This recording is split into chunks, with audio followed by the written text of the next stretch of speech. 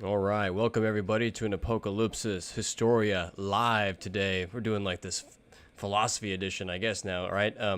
And thank you all, everyone, for tuning in tonight as we're going to talk about postmodernism, everyone's favorite boogeyman and everyone's favorite bad guy that they like to reference. If they don't like something, they'll just say it's such a postmodern thing or whatever. And I'm kind of even going to maybe lead in from some of the critiques I've even heard about and kind of springboarding off of the the Odyssey conversation we did a week ago or so. But before we do that, make sure you check out all the links down below in the description box. Make sure you like, share, and subscribe. If you're interested in actually hanging out with us in real time and doing our research that we do around here, make sure you join the now open to the public Discord, okay?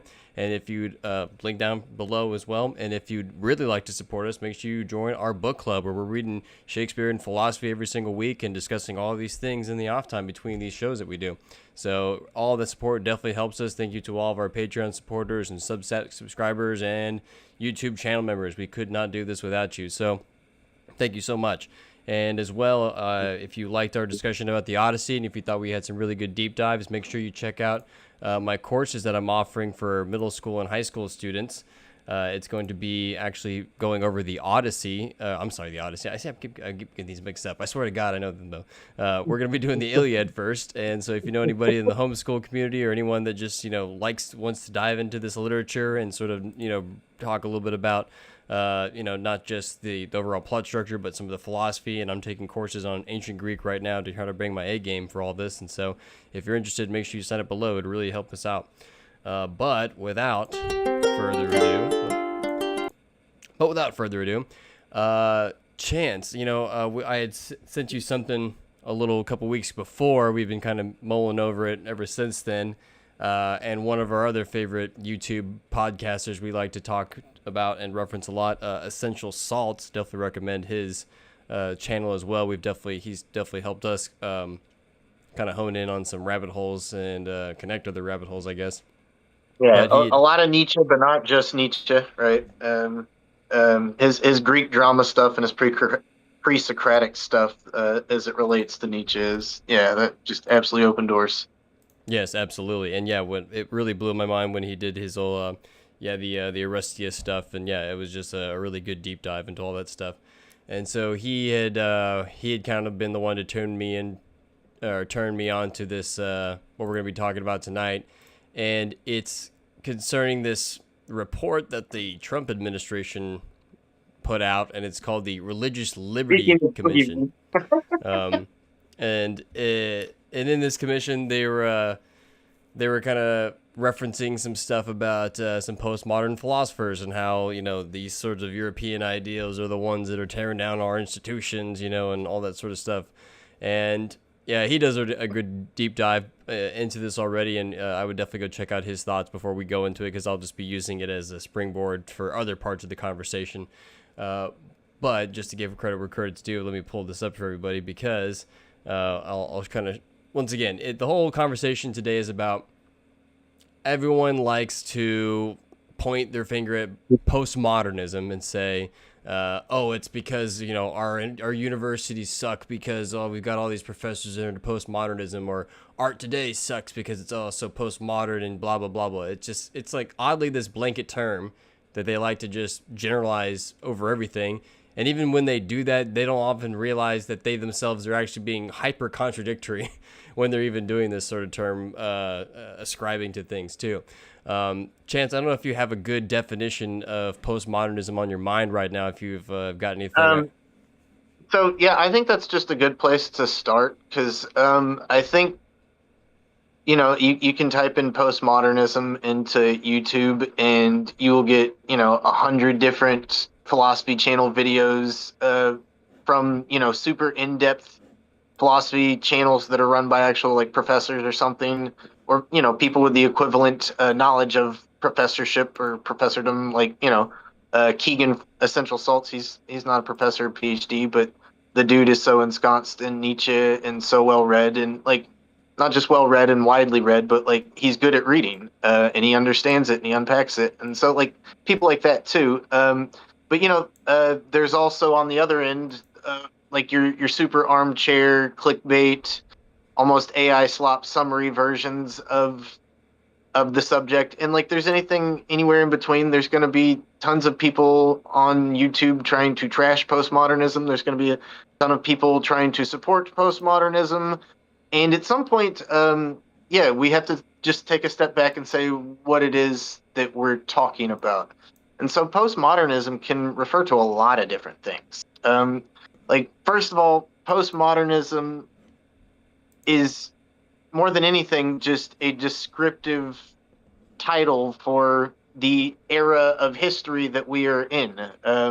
Presumably, any time after mid 20th century, maybe, and one can argue, give or take a few decades. But yeah, I don't know. Around people point to the 1960s, and that's the obvious jumping off point. So we can go around there, right? And we're still in something of a postmodern paradigm. And another way to put that is just we're in a stage of late capitalism, or what people call late capitalism. Ben Studebaker was making an argument that we're still in middle stage capitalism, but we're in late middle stage capitalism. Then whatever you want to call it, it's where everything's become consumerized, everything's commercialized. Because of that, we as not just laborists, but as consumerists, we are totally alienated by our commodity-driven society, where at some point commodities and corporations are becoming more important than humans, and we have all these questions about dehumanization, and it's yeah, like everybody's talking about these things. This, you don't have to be some philosophical savant to be discussing these things. Like anything post-Matrix, it's totally in the the vulgar zeitgeist, if you will. So I don't think that, like, none of the things about our actual postmodern paradigm should be shocking or should offend people, other than, if you don't like it, you don't like it. We're trying to move out of it and change, and we feel dehumanized and we're trying to react to it. But that's one thing, is complaining about the actual historical moment that we're in, right?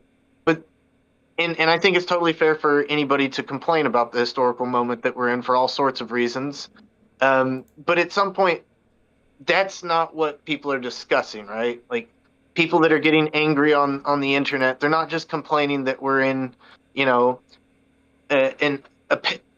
epistemic like moment of just postmodernism. Like, that's not the only part of the complaint. The complaint is that there are philosophers from that time that sort of help promote these ideas, or help continue to establish this postmodern moment, and their ideas are making it worse, and their ideas are tearing it down. I think that's sort of what's generally happening. And I think most people that are actually into postmodernism, and maybe they're a little biased towards it, but the people that actually read it widely find that this is all kind of a straw man argument. This is all, everybody's not mad at actual postmodernism. Everybody's angry at the watered down Jordan Peterson version of postmodernism.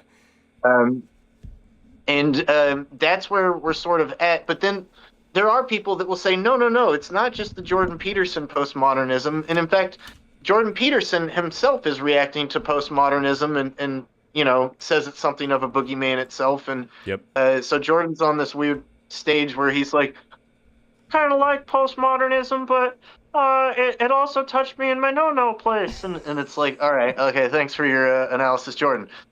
Next. That's how his voice got like that. Okay.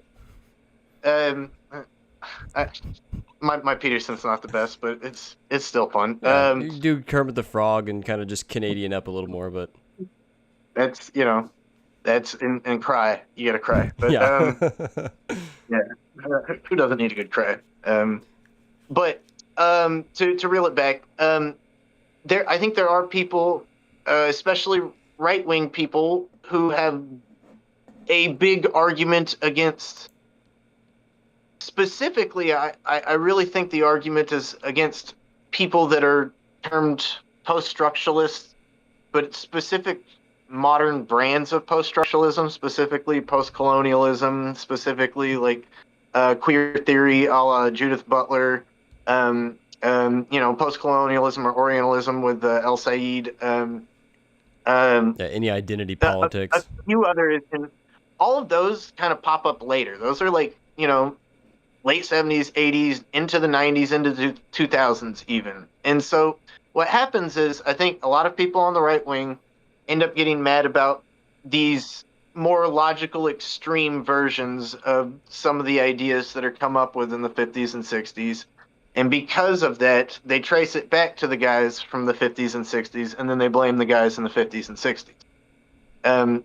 Which I got two problems with the argument. Is that I'm not totally convinced that the argument against the Judith Butlers or the El Saids are that valid. I think all the great criticisms against them come from the left. I don't think any right wing criticisms of their work really hold up. It's too big of a gap or a gulf to really go over in good faith, honestly. But like my problem is that it's not fair to trace it back to somebody else and then blame them because they're sort of the seed or the origin. Because what ends up happening is that, well, no, it didn't actually start with the 1950s guys. They're just going on stuff that Heidegger said. And, they're really digging up Heidegger and trying to react to Heidegger because all the 1950s guys, they're all either German or French philosophers, and they're trying to, figure out how the fuck World War II happened, how the Holocaust happened. All of Enlightenment was for progress, and then the worst thing that we could ever have come up with happened. And so we have to second guess how that progress and the way we look at it works. I think that's a totally sensible thing to think. But in doing that, you got to look at Martin Heidegger, who had become sort of the paradigm, who himself was a Nazi supporter, and they have to parse through it and say, well, what was wrong about Heidegger? Because that led to fucking Hitler. And at some point, they're like, oh, we got to go further back. We got to go to Nietzsche, right? And so the 1950s people themselves, they're working off of paradigms that Nietzsche had built up. And so I think a lot of the people on the right, while some are huge Nietzsche fans, there's this other more fundamentalist contingent that's still no, Nietzsche's no, he's a bad man. He'll get you in the middle of the night. Don't let him in. And what's ironic is I think the people that on the right that do read Nietzsche are totally controlling the people that don't read Nietzsche and totally feeding them this bullshit so that they don't understand how their Nietzschean abilities are controlling them. Musk and Thiel, totally controlling all these stupid farmers. Sorry, guys. Go read more. I don't know. It may help the farming at the very least. So at some point, Nietzsche has become almost this hanging signifier for postmodernism, or the seeds of postmodernism, the origins, the postmodernism. And so Nietzsche has become a big boogeyman, and as such, that's why Essential Salts, Keegan is responding to it. But honestly, as Keegan has pointed out, you can go further. You can blame Schopenhauer, you can blame Spinoza, you can blame Blaise Pascal. You can how far back do you want to go? Do we need to go back to the sophists? And so some people on the right do. Some people on the right are no, this is the return of sophistry. This is the return of pre-Socratic thought. This is terrible. And there's people on the left that say that too. This is going to pre-scientific thought. And so it's not even just a partisan thing. It's you'll see it from all sides where people want to make a boogeyman out of postmodernism. But I think we just need to be careful. Okay, one, if you got a complaint about the historical, moment that we're in, that's a different complaint than I don't like what these philosophers are putting forward. And even if you don't like what the philosophers are putting forward, you kind of got to go into what it is that you don't like about it, and you can't straw man it into, oh, these guys are all nihilists. Because at some point, there's nihilists before postmodernism. I don't think anybody calls Camus a postmodernist. Camus is, he's at a moment right on the edge of the beginning of postmodernism, and one could make an argument that he's a proto-postmodernist or something. But yeah, Camus the nihilist kind of guy, and nobody was complaining about Camus. It's all, everybody's complaining about Derrida, Foucault, Lacan, Baudrillard. They're complaining about the French guys in the '60s, which yeah, Camus still around, but yeah, they're not really complaining about Sartre. Why not? What was the jump that? Because that's what I don't quite understand. But then some of them will complain about it, so I don't know. Interestingly, I feel like also like Marx also kind of gets lumped in with this like postmodern crowd in a sense, in that yeah, when the people on the right are like, oh, postmodern, Marxist theory, blah blah blah blah, but like, people like Nietzsche are like actually reacting against stuff like Marx, right? Because if postmodern, and I kind of have like a basic Right. definition here of like I just postmodernism. got done watching a video earlier by a communist channel, like an official communist channel, and they were shitting all over it like they were stupid poison pen girl. And like at some point, a lot of Marxists, like hardcore Marxists, hate postmodernism, and it's because they hate the social Marxist aspect that has come about since the '80s and '90s. But yeah, I still don't quite see like how that is a way to attack all of these thinkers that are associated with the term postmodernism. That seems absurd to me, because you have one or two qualms from these later thinkers, that you're going to say anybody associated with this term doesn't know what they're talking about, that they're trying to fool you, and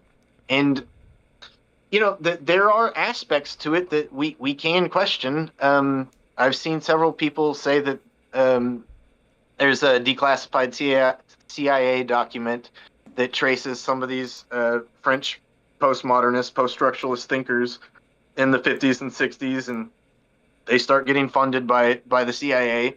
But to me, what's ironic is that, like, well, in order for you to sort of make that criticism, you're kind of like going right in line with critical theory, right? That the powers that be are using knowledge against you and using it for power, and it's like, so you're saying that we need to use a Foucault type criticism against Foucault? Like, how do I wrap my head around that? And it's like, well, you read postmodernist philosophers; they'll help you wrap your hand Yeah. around it. Like, The only one way out of this Ouroboros is straight into the Ouroboros, and yeah, yes, so like on the postmodern definition, and the other things that they kind of say, right, is that it's skeptical of unique, or it's critical of grand narratives, right? That anything that sort of wants meta to narrative. Yeah. encompass everything, right? So Marxist theory, right? Like it's the economic narrative of the proletariat and the bourgeoisie sort of vying it out for economic power and control, right? And that you can apply a Marxist lens to anything and everything everywhere all the time, right? How you walk your dog, or what kind of ice cream flavors are available at the ice cream shop, right? Like anything. You can look at anything through this Marxist lens. It can kind of flatten everything. And postmodernism is kind of looking at that and be like, well, yeah, I don't think that's really right. Or I think you got some hangups here. I kind of see some points there, right? And that, yeah, it's totally bizarre that the people on the right, yeah, they don't like the Marxist stuff, and that even if they could use these postmodern tools to deconstruct and sort of like understand and even refute the Marxist stuff, but they've just thrown all the babies out with the bathwater, and they're all crying on the floor. Yep. And so it's just Yep. very very interesting. I saw another video because I was trying to do a little homework, just seeing, what is the general vibe, if there is anything like a cohesive general vibe, or what is the sort of pluralistic, poly vibe that's happening? What are all the different takes? And I was watching another video, and it was really well made, really well written, but like clearly the person making the criticisms is so hung up on all the connotations and associations that they couldn't really give a fair assessment of any of the philosophies. But one thing that they noted that I thought was really good, but ironic, was that they noted that, like, look, Derrida, Foucault, those guys, they're all trying to cut away from grand meta narratives, right? But then what happens in later postmodern thought, or later postmodern thought, in post-colonial thought or queer theory, is that all those things get taken to such a logical extreme that they become a grand meta narrative, Mm-hmm. right? And so the video is pointing that out, but like in order to point that out, you have to agree that the cutting down of grand meta narratives is a legit critique. So like it started out by critiquing Derrida and Foucault, and then it moved on to Butler and El Said and stuff. But like in order to critique them, you had to use the original people. And so at some point, yeah, postmodernism wins, right? You're using postmodern critique. And it also at some point, postmodern critique it's a big umbrella term for a lot of different things. Like, and guys that don't even agree with each other. Yeah, the Frankfurt School gets lumped in with it, but the Frankfurt School like is definitely before that French 1960s movement. And then you'll have, you have Sartre, who is French, but all the postmodernists that, Foucault, Derrida, Lacan, they're famously reacting to Sartre, and they all kind of hated Sartre and vice versa. But then, like, yeah, you have Foucault and Derrida go at it. You have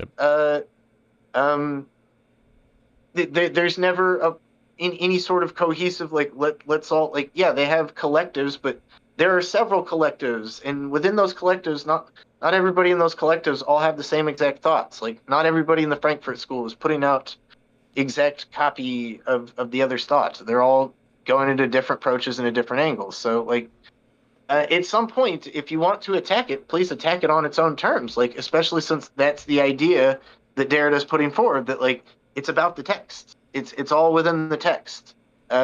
Whatever else you're bringing to the text, that's on you. You're bringing it to the text, and so that's what's happening here.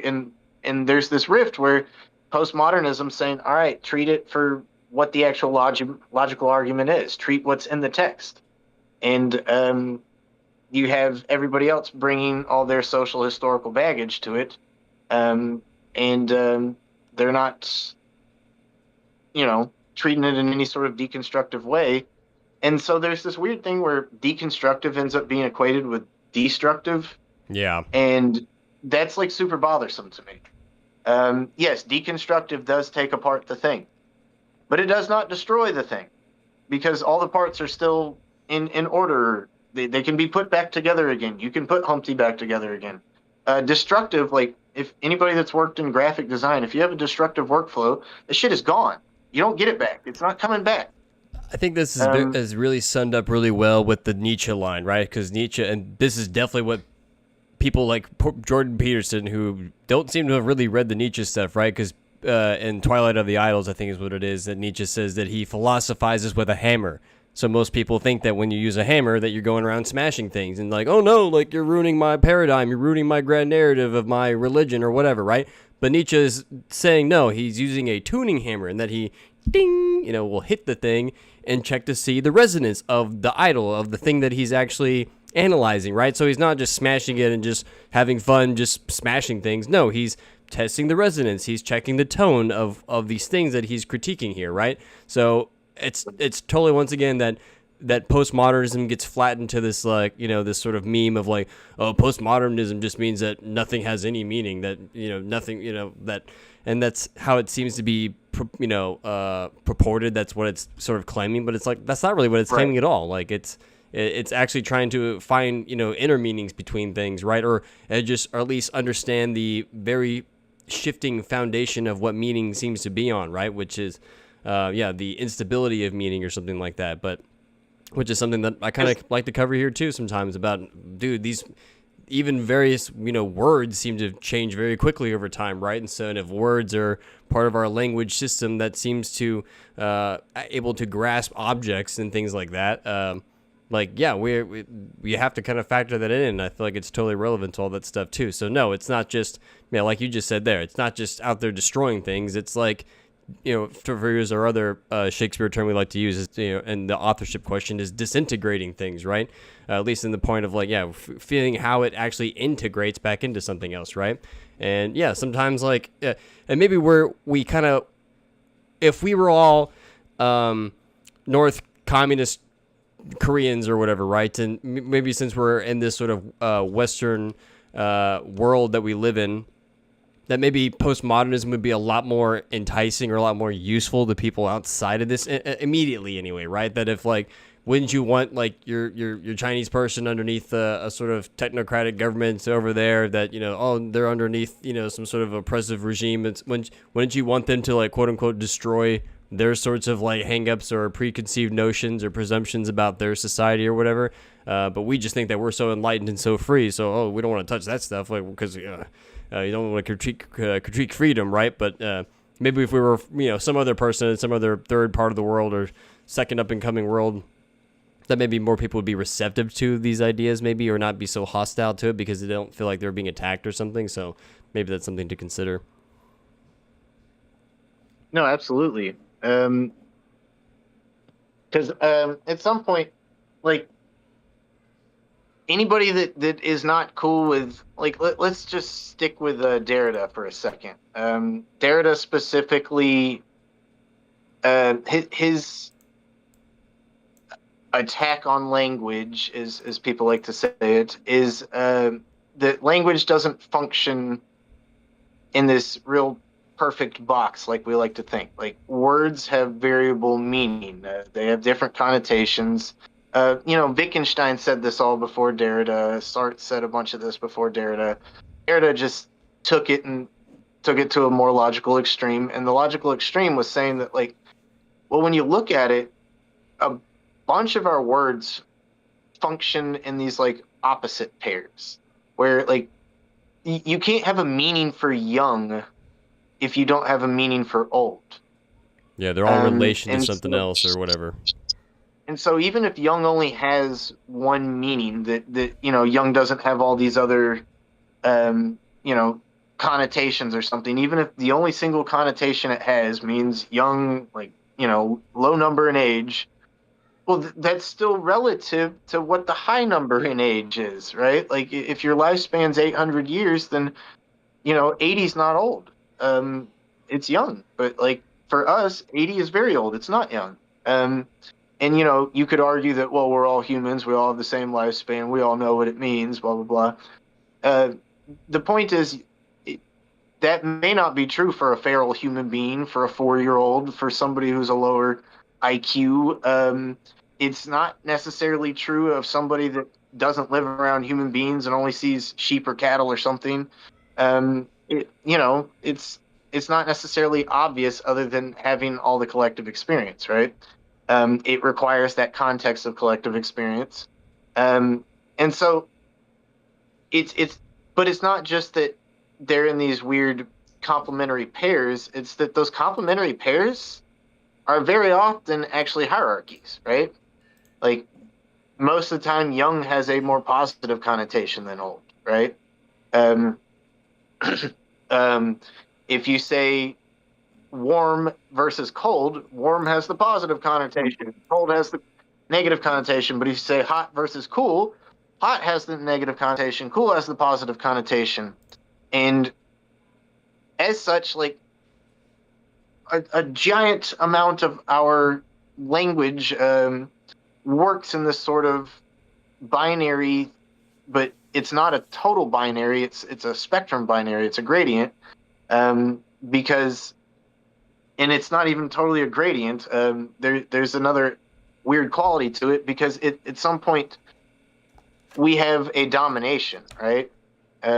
We have a positive connotation dominating the negative connotation. And so Derrida says language is actually kind of violent. There's an inherent violence in our language because of this structure of domination.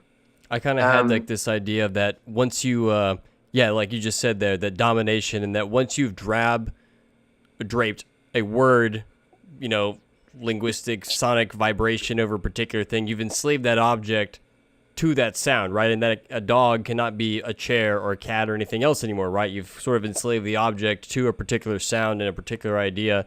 And at the same time, maybe you're also paradoxically freeing it from other things too, that something else is also free to be now prescribed something else now, I guess. But yeah, it's kind of strange how, it's a weird dichotomy between that. Exactly. And that's his basic take, is that, like, it kind of goes both ways. And so,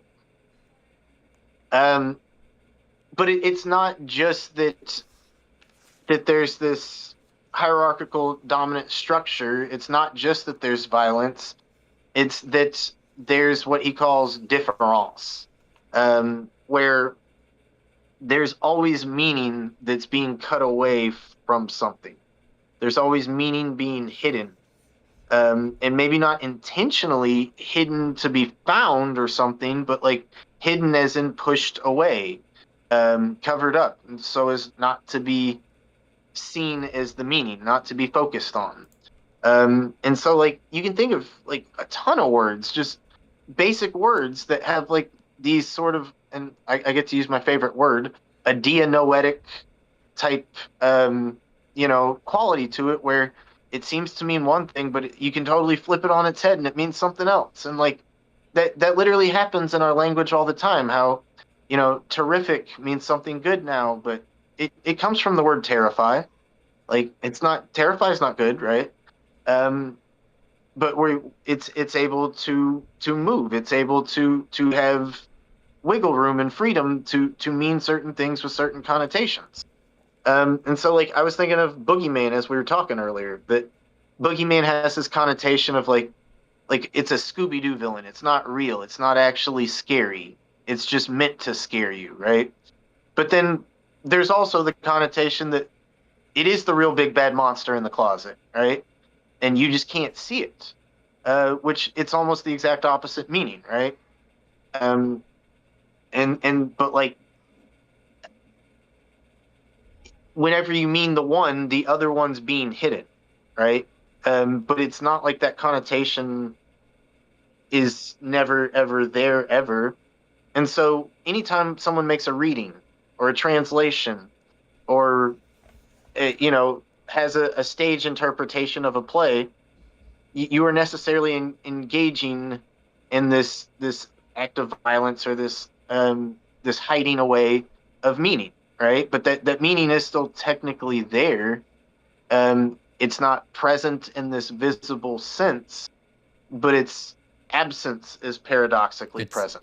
Just like the word perspective, right? Because I'm reading Ernst Cassier's Language and Myth, and yeah, this is exactly what he's talking about, is that it's the perspective of things that also colors everything, right? And literally when you shift your view from this way to that, you're literally going to lose something over here by turning your gaze somewhere else. And I really like this example that he talked about here. So he says, the difference between the several languages, therefore, is not a matter of different sounds and marks, but of different world conceptions. If the moon is denoted in Greek as the measuring one, main, in Latin as the shining one, luna, right? So yeah, just two different cultures that we associate pretty closely, but they hold totally different connotations for the moon. And he says, that goes to show that language never denotes simply objects, things as such, but always conceptions arising from the autonomous activity of the mind. The nature of concepts, therefore, depends on the way this active viewing is directed. And that was another example, kind of going into the boogeyman thing, is that, if I'd called something sick, you think, oh, it's ill, it's sickly, it's not well, it's malnutritioned, right, or whatever, right? But even this modern, when I was in high school, we used to say something like, oh man, that's sick, or like, that's cool, right? It's, now we're so far away that sickness is sort of a terminal thing as soon as you get sick. Now, just in the modern 20th century, due to medicine and blah, blah, blah, whatever, that now we can kind of use sick as it like, oh, that's cool, that's ill, like there's a way of actually, changing the connotation of it. Yeah. Like, oh, sick, nasty. Yep. Like, why would that be a good thing?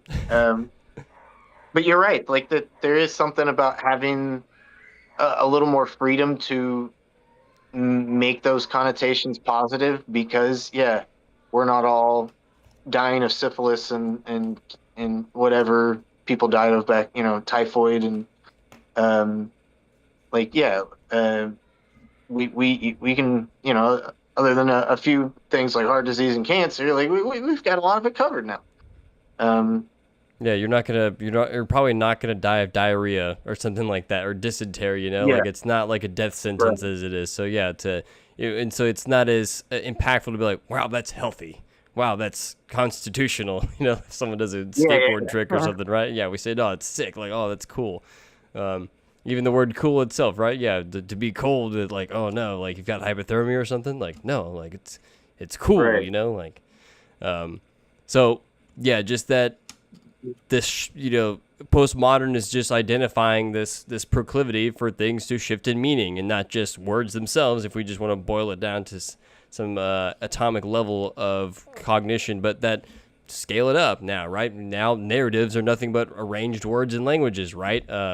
And so kind of going with this whole here, let's go dive properly maybe into this White House Religious Liberty Commission here. Thanks to the Trump administration for looking into this for us, I guess, or whatever. So let's just go to the Nietzsche section real quick, and I'll have some snarky things to say down below. But let's just read this thing that they've got going on here as they're talking about religious liberty and separation of church and state. And so they say, let me zoom in.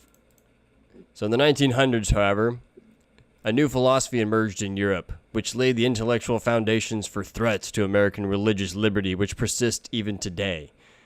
Friedrich Nietzsche, Michel Foucault, Jean-Paul Sartre, there you go, and others famously embraced the belief that God is dead, rejecting God and dismissing ideals of objective truth and morality as simply pretenses used to gain power.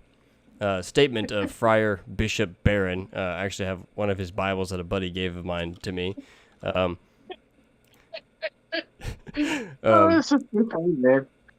read this paragraph here, and then we'll ask for comments. Among other points, this new ideology gave, quote, complete prioritization to individual autonomy, the idea that we decide value, we decide meaning, we decide purpose, and that people who claim to know the truth just want power.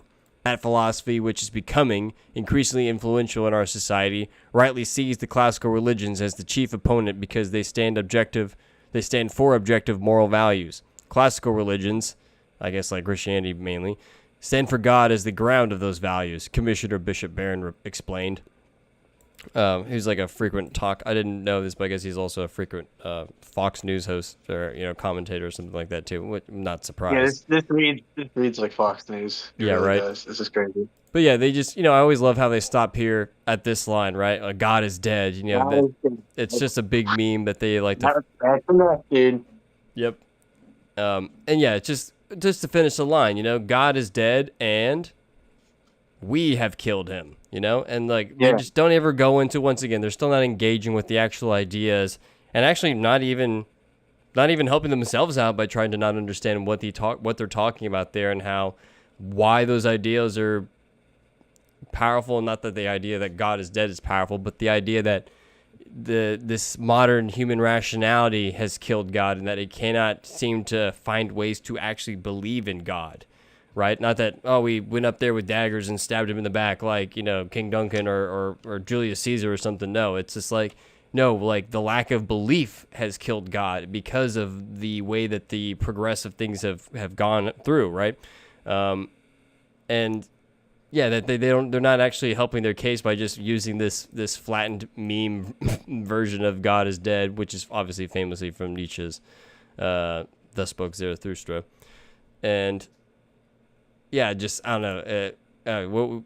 Chance, what do you want to say about this? It's convenient they left off Nazi Heidegger. They're like, no, don't put the Nazi on the list. Like, we're fans of that one. Like, okay, sounds about right. Can raise you right wings. Continue. This is hilarious. All right. This way of thinking made its way across, like Godzilla, across the Atlantic Ocean to elite American academic institutions, through the courts, and ultimately into the American culture and courtroom. Through the courts? Like, you guys appoint the courts. Yeah. Yeah. Supreme Court's like all right-wing nuts right now. As a result, religious people gradually began to be pushed to the fringe. Even a few Supreme Court decisions seem to track with this train of thought, culminating in a 1947 opinion in which Justice Hugo Black, a former KKK member, repurposed a metaphor coined by Thomas Jefferson in an attempt to legitimize the new critical philosophy by placing it in the constitutional tradition. Specifically, the Supreme Court ruled on a series of decisions in which it used the wall metaphor to regulate a child's access to religious education and later to ban school prayer and public displays of religion, like the Ten Commandments. The result was much more like a Berlin Wall of separation than a respectful and mutually appreciative boundary Jefferson had envisioned.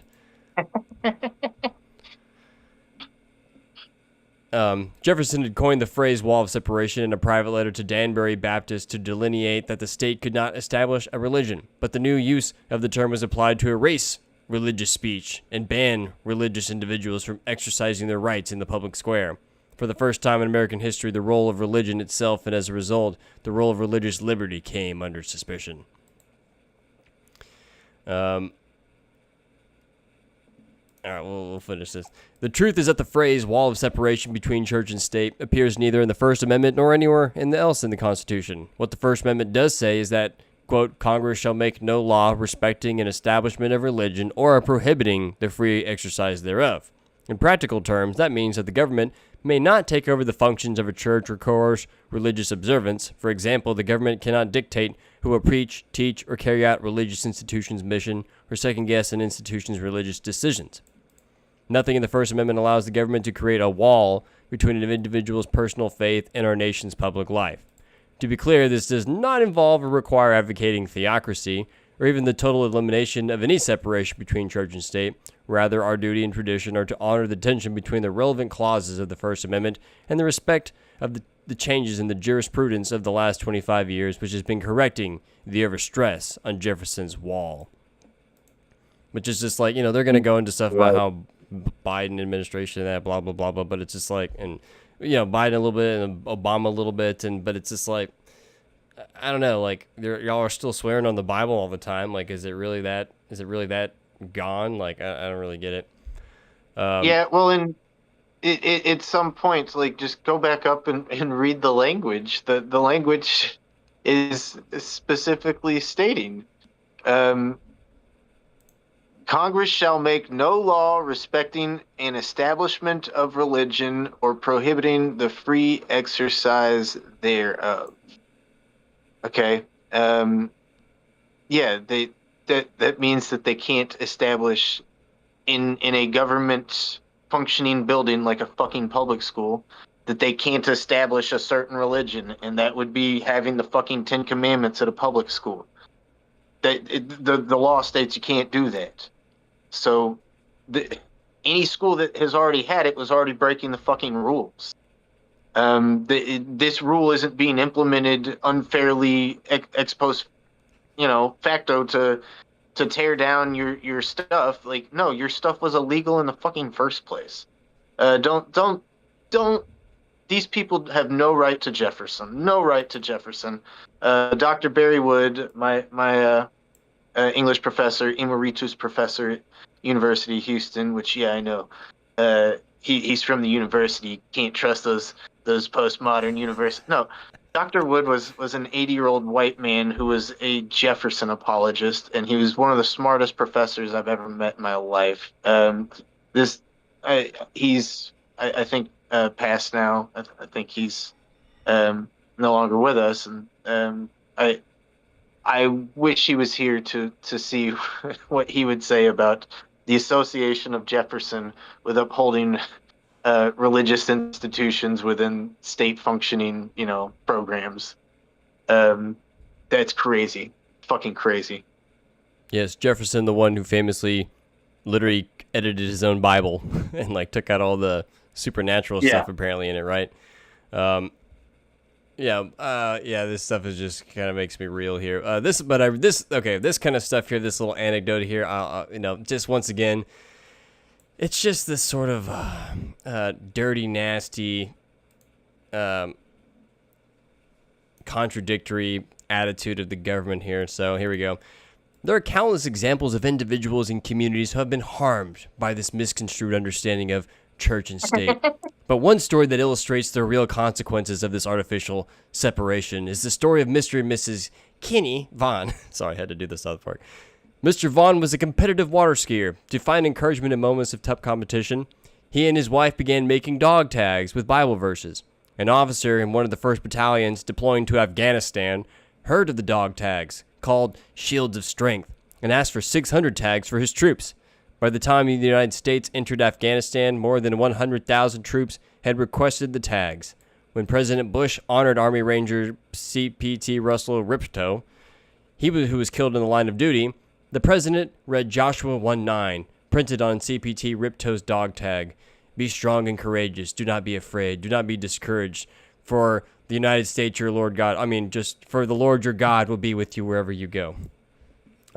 Just a few years later, the Department of Defense began erecting obstacles to the soldiers seeking dog tags, creating barriers to Mr. Vaughn's service. An official told Mr. Vaughn that the shields could only be provided if the company removed religious references on the website on the dog tags themselves. The underlying message was clear. Religious voices are no longer welcome in the public square, even as messages of hope to soldiers heading into danger. And it's just like, all right, well, one... You can't use other taxpayers' dollars to put your fucking wacky Bible verses on your dumbass dog tags. And like, you let can't alone do that being the obvious one, right? Yeah, taxpayer money, obviously, for promoting a religious sort of thing, right? Or whatever it is. What if it's like, Joshua 1:9, but it's a particular Bible translation that not every Christian, vibes with, whatever, right? Let alone all those sorts of contradictions. It's just like, great, y'all not talking about going into Afghanistan and not finding weapons of mass destruction and destabilizing the Middle East and blah, blah, blah. It's just like, oh, dude, like, I don't care that y'all couldn't do whatever money laundering nonsense. It's just Here's the thing. Like, how cool would they be if 100,000 dog tags had Quran verses on them? Yeah, right. They would fucking literally lose their shit. And it's like, oh, what happened to all your religious freedom, you fucking hypocrite asshole? Yeah, get out of here. Yeah, religious freedom for some, but some more than others. And then they'll be like, well, this country wasn't founded on Islam. It's like, okay. It's going back to nativism. Yeah, this wasn't actually about anything other than insane nativist arguments. So, yeah, just besides all the that sort of... And so I want to point out something here, though. This is what's funny, is that one of the criticisms coming especially from the right side, one of the criticisms of, the current paradigm of postmodernism is that it sort of coaxes everybody into playing the victim, right? That it's all making us these weak victim characters, and that we don't have any balls to stand up for ourselves. And now we've got all these young effeminate men that are going to get taken over by stronger, more muscly, juicy muscled Russian guys who work out all the time. And we watch videos sometimes, but point is that like they're totally pushing this idea that postmodernism is a bad boogeyman because it's making all of our kids gay, right? But like at the same time, they're literally playing that card right here. Yep. No, it's bad because it victimized us, and now we can't have our freedom anymore. And it's like, well, which way is it? If you want to play the victim, then you're playing into the cards. So like, they're just using all these cheaper, watered down rhetorical devices that are associated with postmodernism. And to be fair, they're fighting fire with fire, but it's like they're not as good at it. Yeah, just like even the pretense of the Afghanistan or the Iraq war, right? They stole our freedom and they took it to another country. We got to go get it back. It's like, they did? Like, I don't know. How does that work? So yeah, just that the idea that, not to hate on Christians, there's plenty of Christians that I like, but it's just like, just to be aware, to use a postmodern grand narrative critique here, that's just like, hey, yeah, these narratives that they're painting here and saying like, oh, look, we're under attack and blah, blah, blah, blah, so that's why we have to use the power of the government to ensure that we're on top dog and blah, blah, blah, blah, right? And so here's just some other things that this is the draft. Oh, where's this other story here? This is another thing from earlier this year. Task Force publishes report on eradicating anti-Christian bias and restoring religious liberty. It's like, are we restoring religious liberty, or is it just pushing one... Restoring Christian hegemony. Yeah, exactly, right? And, that goes into all the Biden administration's, whatever little stories or whatever little anecdotes, regardless if people believe it or not, it's still just wielding the government, even if you're, hyper-atheist, I guess, too, right? Like, it could go both ways. It just depends on it just happens to be your team, like in the power structure this time. Of course, for me, it just seems to be like, no, to use a Foucault pendulum sort of analogy here. It's just like, to me, as a conspiracy theorist, they totally let one side go crazy with it to drum up support on the other side. So when they need to swing it over the other way, which I just feel like it's United States is still more probably Christian dominated and more fervently so maybe on that side. And so when they see them, they're letting all the gays and all the atheists and all the whoever's, have whatever little anecdotal victory or little oppression against a Christian, right? Then when they get back in power, they're definitely going to go even harder on the gas pedal, essentially, right? Because it's just the way that things are. You're just giving a blank check to react harder. Yeah, and I mean, like, I think that's what's going to continue to happen is it's going to swing harder and harder. But as it swings harder and harder, each constituency is going to splinter and splinter, and until like if it's splintered so much that there is no centralized like gravity to swing back to, like, doesn't matter anymore. There won't be a pendulum to swing because it'll all be decentralized, and I think that scares a lot of people. Maybe rightly so, maybe not. At some point, I am too much a child of the Frankfurt School. I do like mistrust wholehearted Enlightenment thinking in the old modernist grand narrative sense that like rational thinking can totally overcome everything in this sort of utopian way. I'm also totally a child of Nietzsche, where like dude, God's dead, like get over it, it's fine. Objective truth, like something we're working on. We're trying to get to the bottom of it, but it doesn't work like you thought it worked. That we've pretty much had it all a little bass backwards, and we sort of have to deal with it. But it's like at some point, like, it is impressive what we've done with as poor of understanding of the world and ourselves as we've had. Like, I think that's an absolute testament. And the Enlightenment thinking was the way out, but it's like it's just the start, and so, like, I don't know, there's a lot of scary stuff in post-Enlightenment thinking. Like, I don't know how I feel about transhumanism, which is not, it's not about transgenderism. Transhumanism is the idea that, we can put computer chips in our head and you use programs and, augmented reality to genetic experimentation to perfect the human through technology. Like, I don't know if I like that. Part of me is totally cool with accelerationism. Part of me hates accelerationism. And that's totally part of this post-Enlightenment thinking right now. I think that post-colonialism and other iterations of, recent modern post-structuralist thought, like queer theory and transgender theory and all that, like, it was really important and it was a really big moment, but like it's here and like we all just kind of have to contend with it. But I don't think that it resolved like big grand issues immediately. I think that those are just tools for us to continue to work out this diffusion of cultures and ideas. And like, I understand people that on the left that are more militant with the identity politics. Like, anybody that's that militant is somebody that probably feels pretty downtrodden.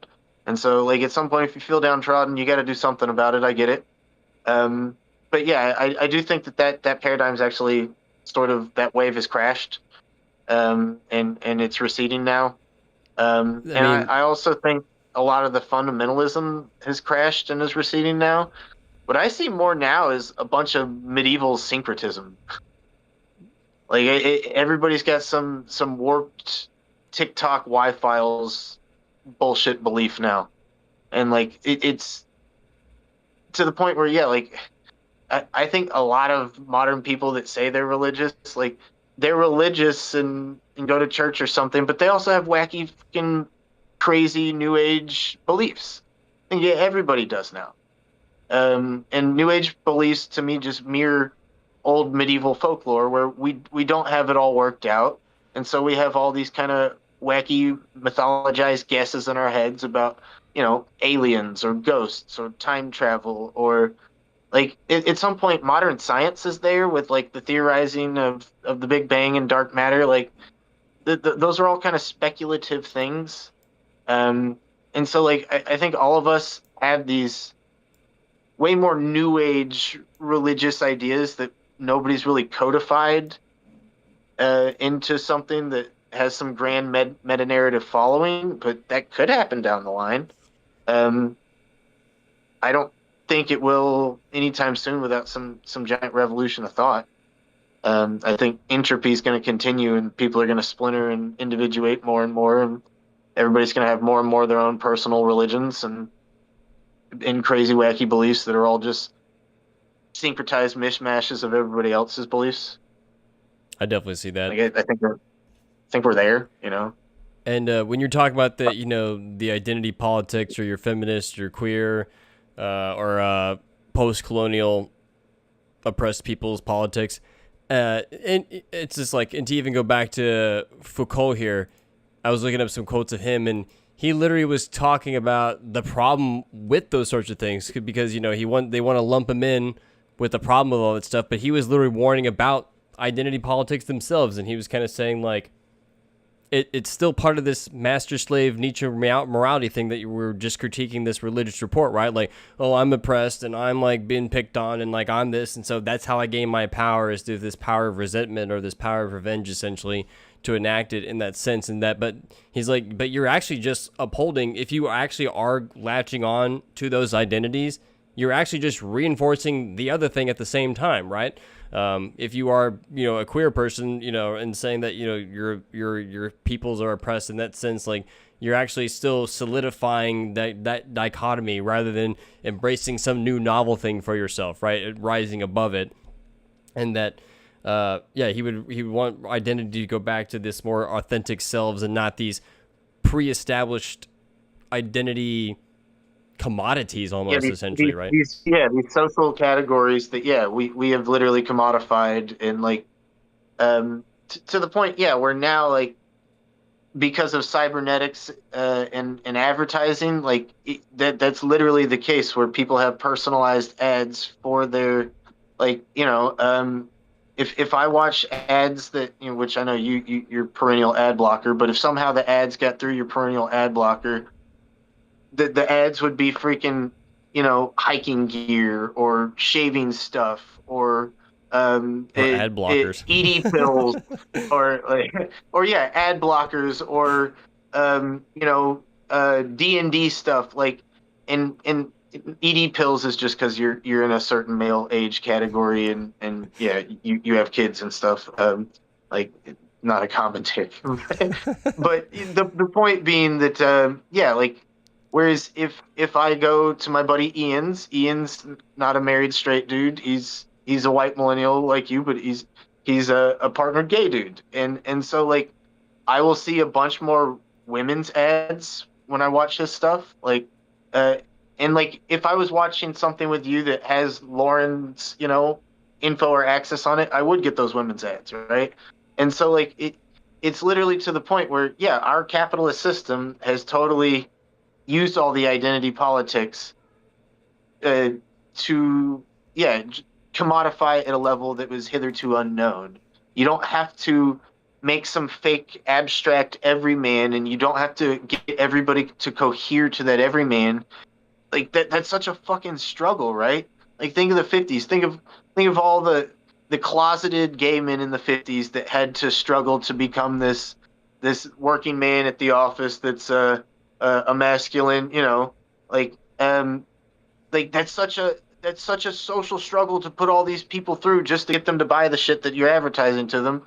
What if you don't have to do all those steps? You can just get anything that any kind of person wants to them directly through our whole Amazon system, through our TikTok system, through our, various online networks and connected with all the data collection and cybernetics and advertising, and like, yeah, that it's become this total thing where a lot of postmodern thought was supposed to be getting out of, from underneath that kind of capitalist yoke, and that's where the Yep. Marxist stuff is supposed to come in. And I think a lot of post-colonialism and queer theory was trying to do that as well. But yeah, it's insane how it's circled back. And like, I think that those are some legit criticisms of late postmodern thought. But like, once again, those are the ones that steer more and more towards grand meta narratives.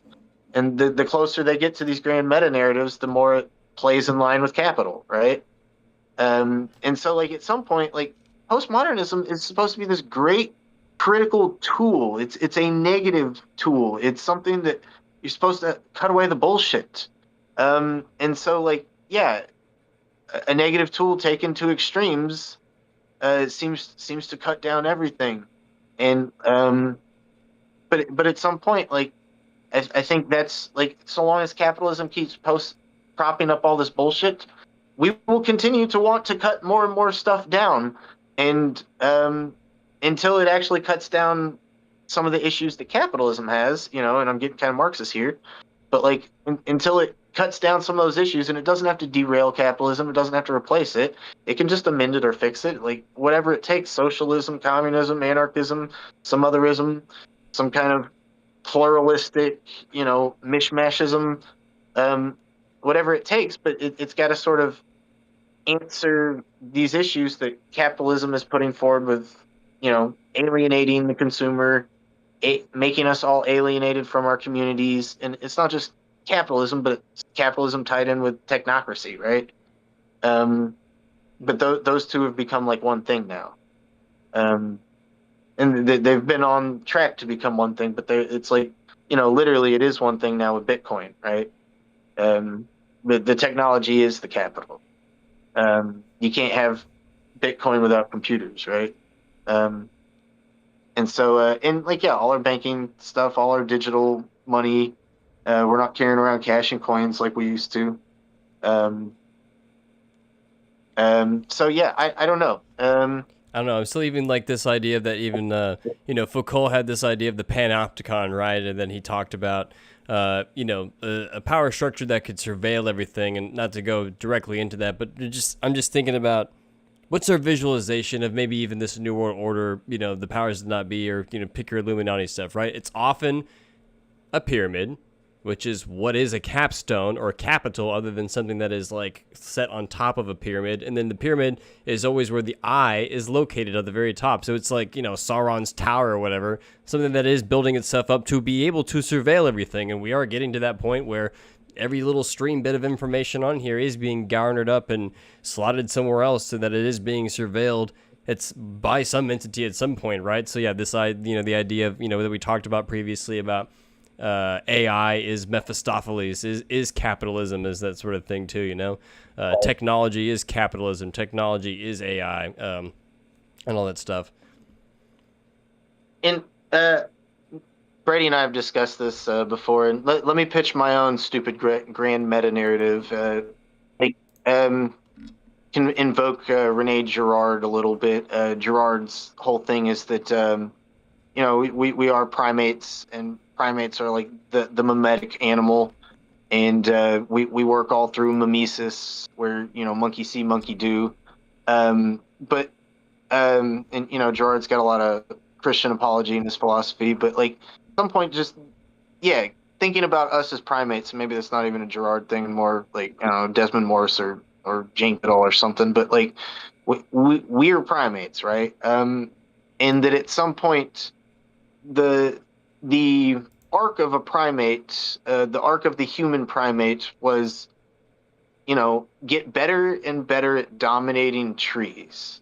Like, we went from being little squirrel type weasel animals, little lemur type things, and into things that resembled, chimps and gorillas, right? Like, but it was all predicated about being in the tree. And the tree has that sort of perspective. It has that vision where you can see the ground, you can see all things around you, you can see whatever kind of predators or enemies you would have, and at some point, like, you know, we as primates became big and strong enough to where we could maybe endure some of those enemies and things outside of the tree, and like leaving the tree, we lost that vantage. We lost that ability to see over our enemies, see over the things that we can't control.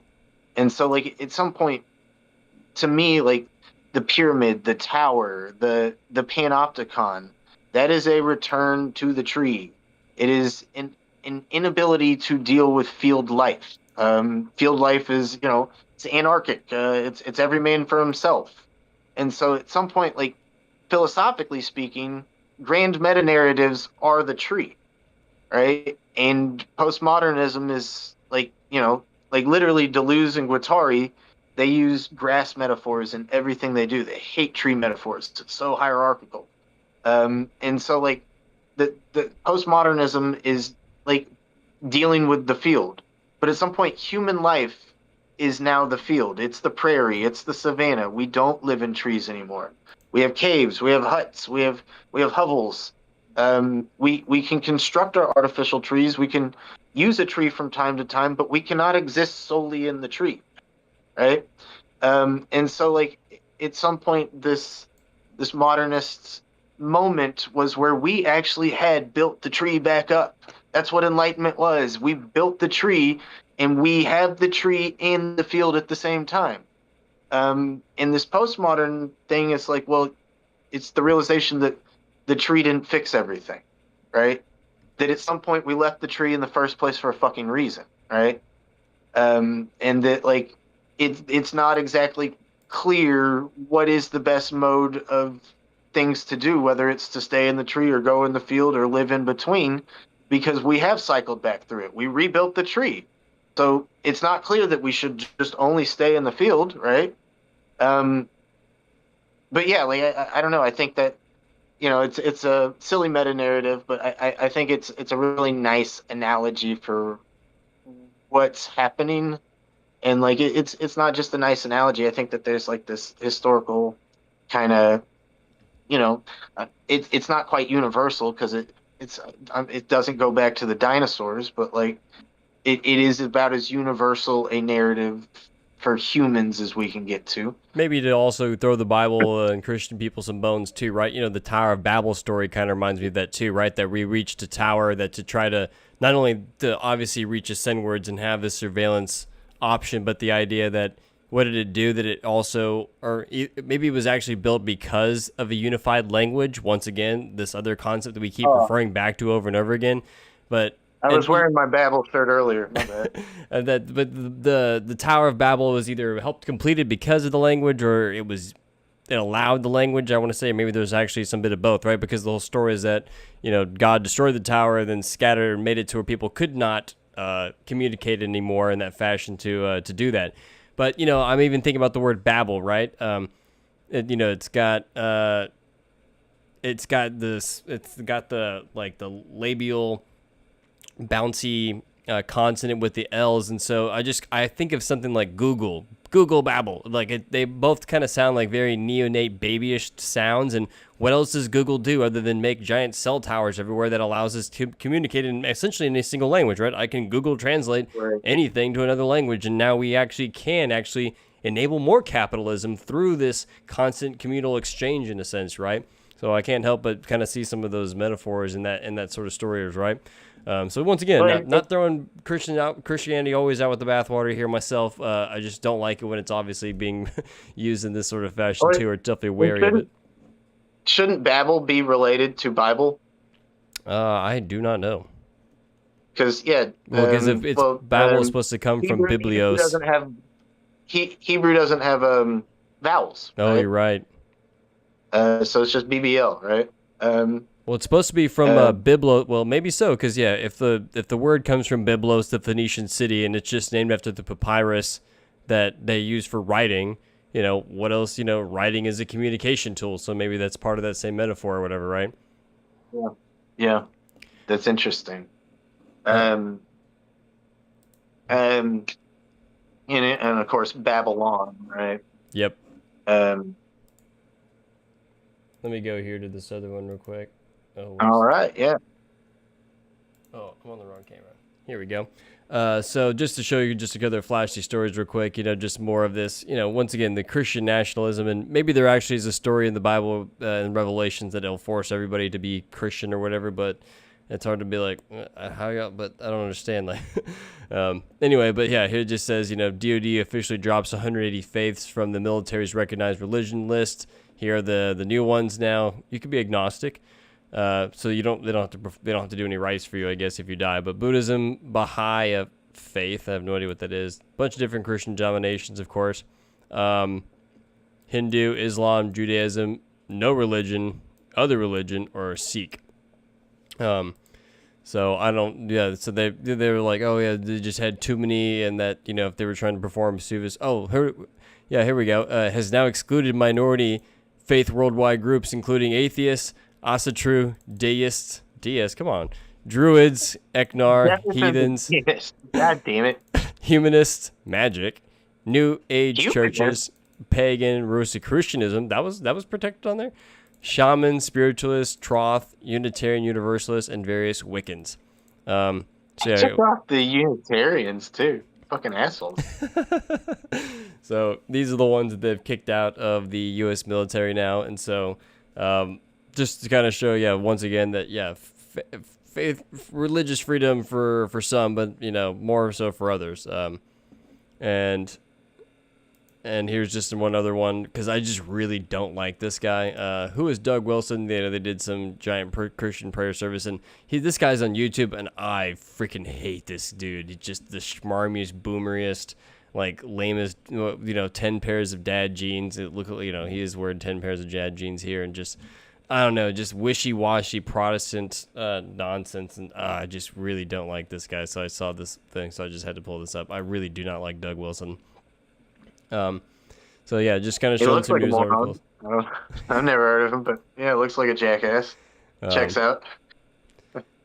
And to try to hone this conversation, I assume the man next to him is also a jackass. That guy looks like a jackass. Secretary of War. All right, well, now on to our female jackasses, because once again, it's just, she's going to this, so this is some girl, this is another girl that Essential Salts also was kind of commenting on, and I just want to point out the specific contradictions that I had picked up during this whole thing, and if she hasn't done enough of her bird hands that people make fun of, and oh my god, I just hate her style of talking, and oh yeah, dude, she's impossible to listen to. Like, she's something fierce. What's her name? Lib something.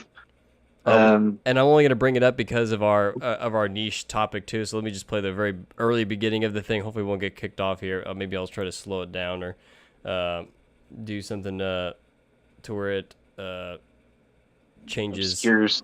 Yeah, obscures it somehow. Let me. What if I I don't want to zoom in too far either. I don't know if I want to see too much of this. But what if I make it really fast? Because she'll bring up Shakespeare here in the very beginning here, and then she's gonna bring up Shakespeare here in the later. But then she's just gonna like fly off all these postmodern thinkers and all these ideas and just loosely connect them in not even a very good way. But so here's the Shakespeare bit in the very beginning here. What's the deal with postmodern people? Like these people criticizing postmodernism, they don't know how to talk. Like Jordan Peterson and this chick, like something's wrong with their like tracheas, and somehow maybe it's related to their brain capacity. I don't know. My bad. Continue. Play it. This is crazy.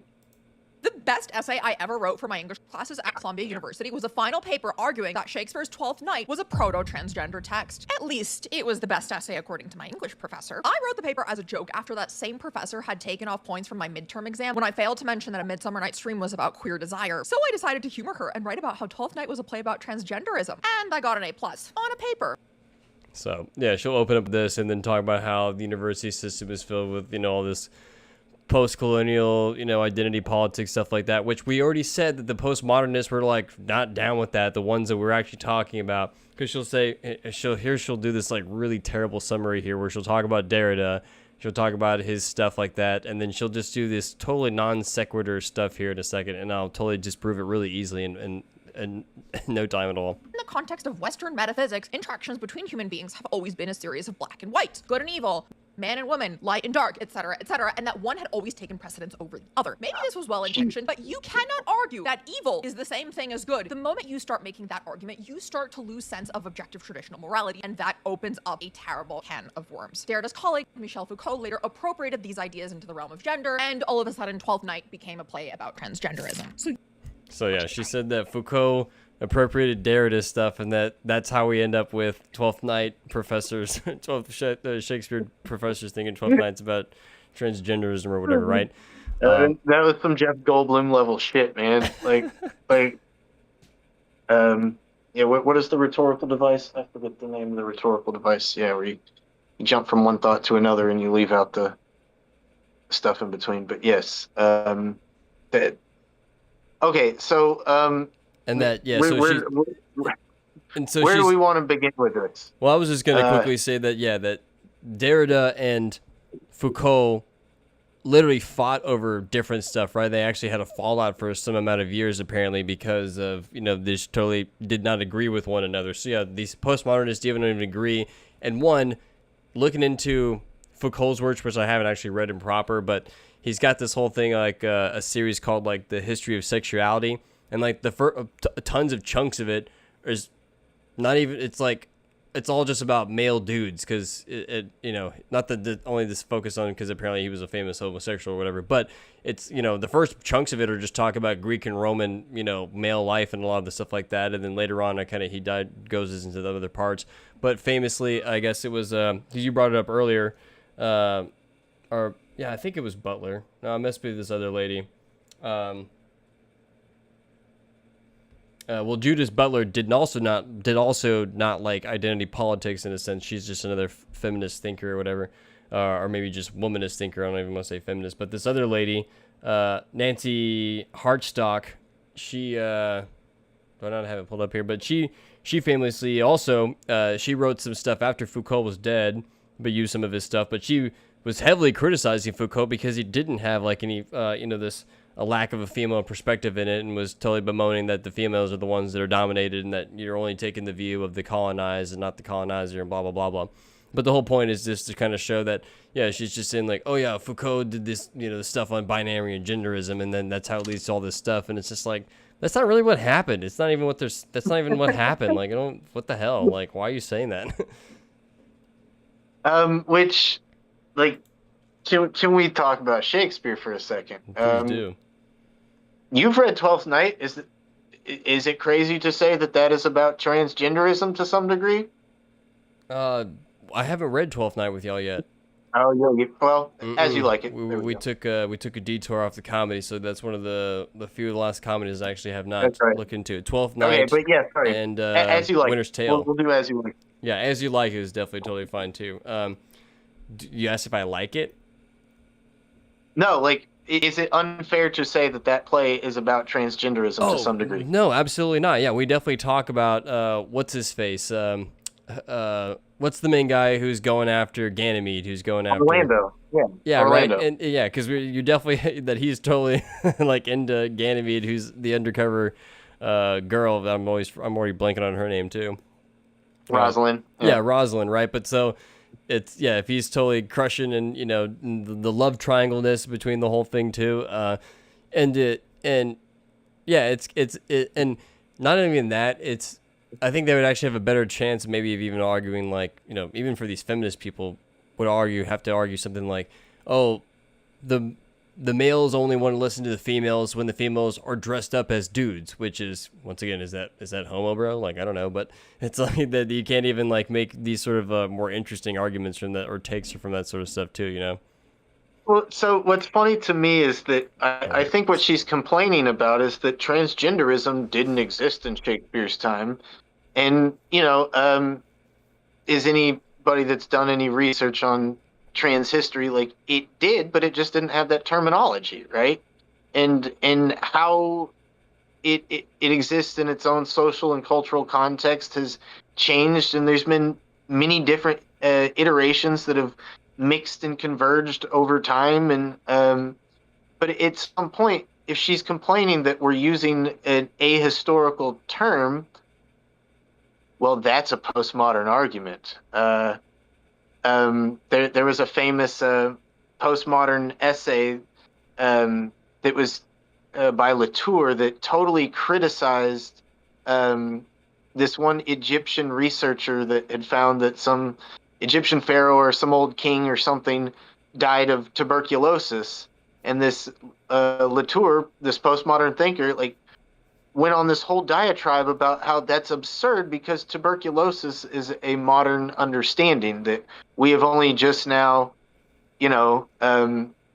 understood what that means. And so to place our own social cultural construct of what tuberculosis is onto an Egyptian mummy is such a modern revisionist. And so it's like, I watched a video where Noam Chomsky was making fun of Latour for this very point.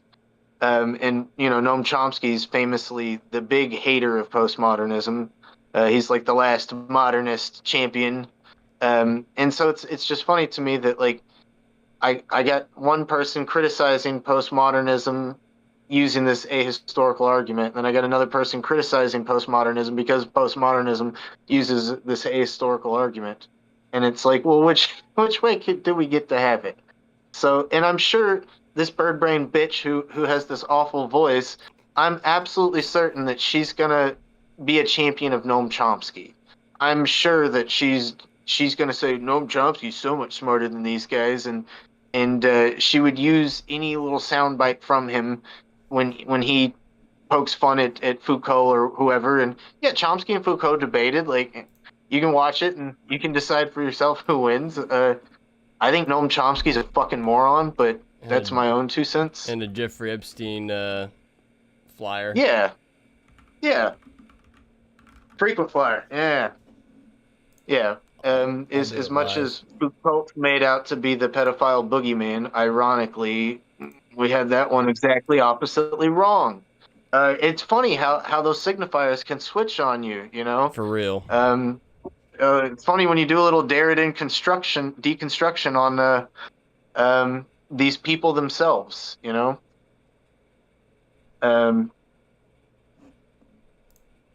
Yep, so ironic. And another thing she brings up in the video, because she'll talk about the who's the author is dead guy.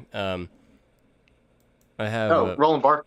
So she brought up him and talked about how I love this guy. She talked about how bad that was, and not that we disagree with that at all. But Foucault actually wrote a response to him and was actually like, dude, this is the dumbest idea ever, actually. And so this is what Foucault says. I have a quote from here. He says, in Foucault's response to him, says, what is an author? He says, quote, denying the existence of a historical author on account of his or her irrelevance for interpretation is absurd, for the author is a function of the text that organizes its senses. And, it's like, not only do we have like a death of author in this modern age and that they try to do that, but we actually have another death. We have a death of the audience, and that we also cannot seem to actually engage with the text properly either, Right, and no, I like that death of the audience, because, like, I think, I don't know, in our current capitalist paradigm, it doesn't fucking matter what we think.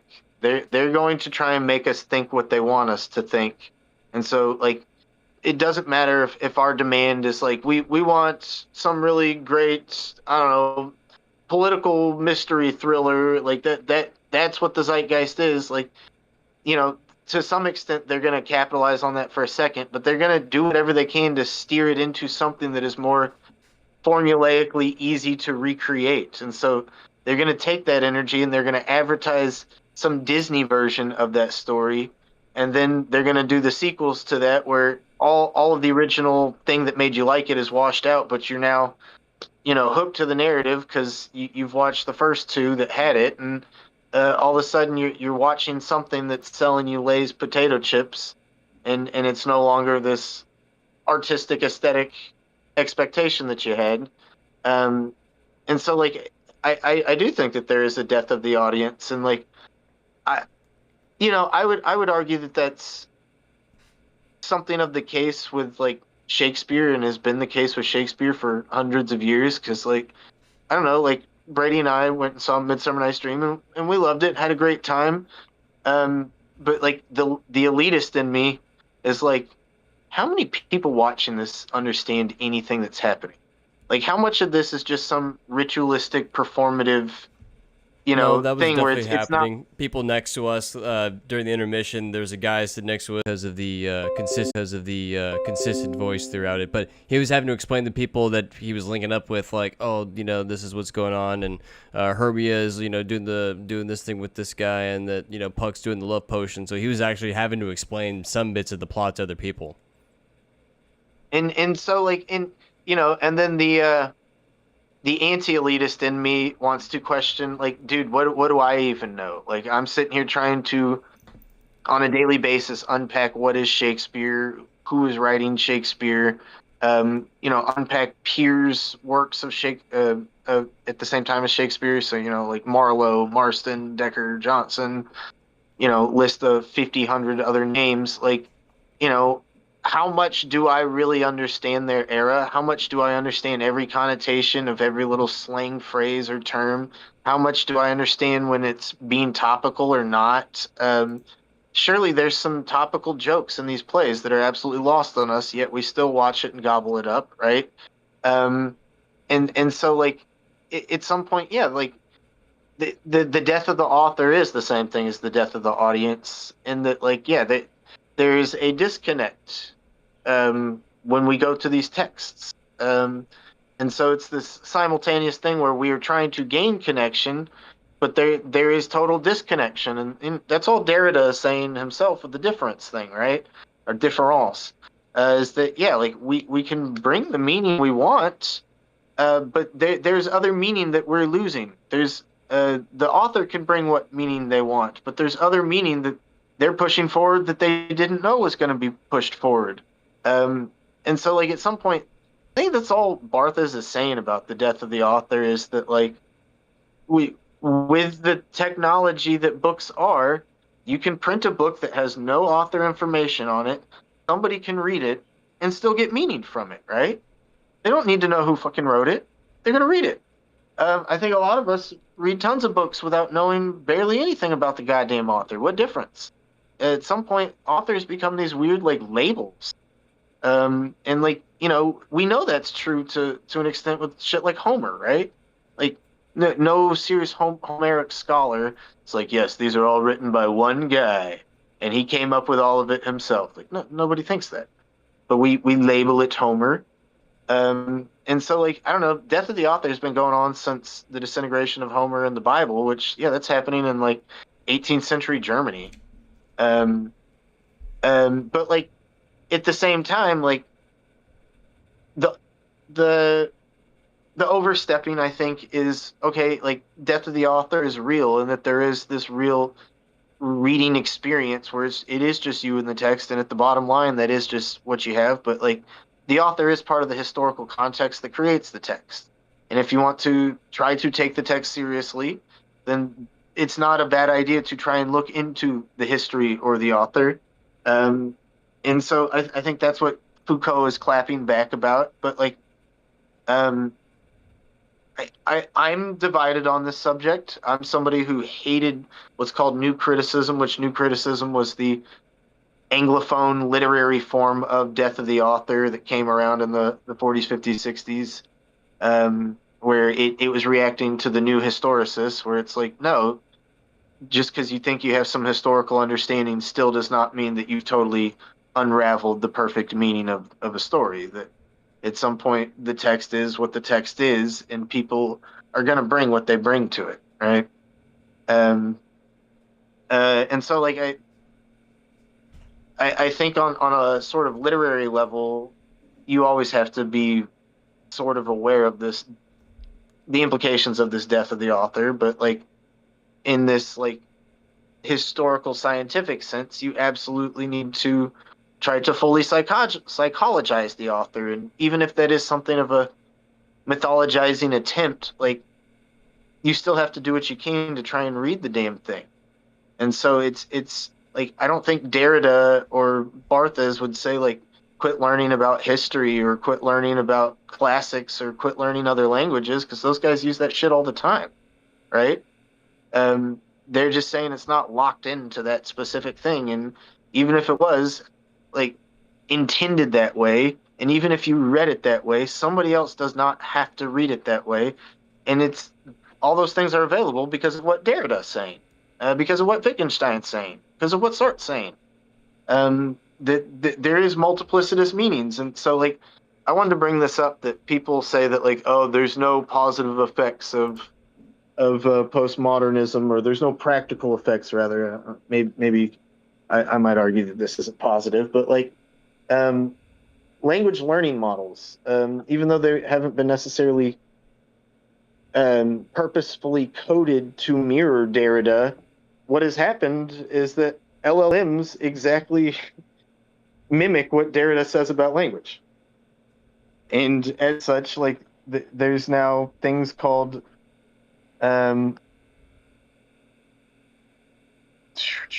sorry, I had this on a web page here. So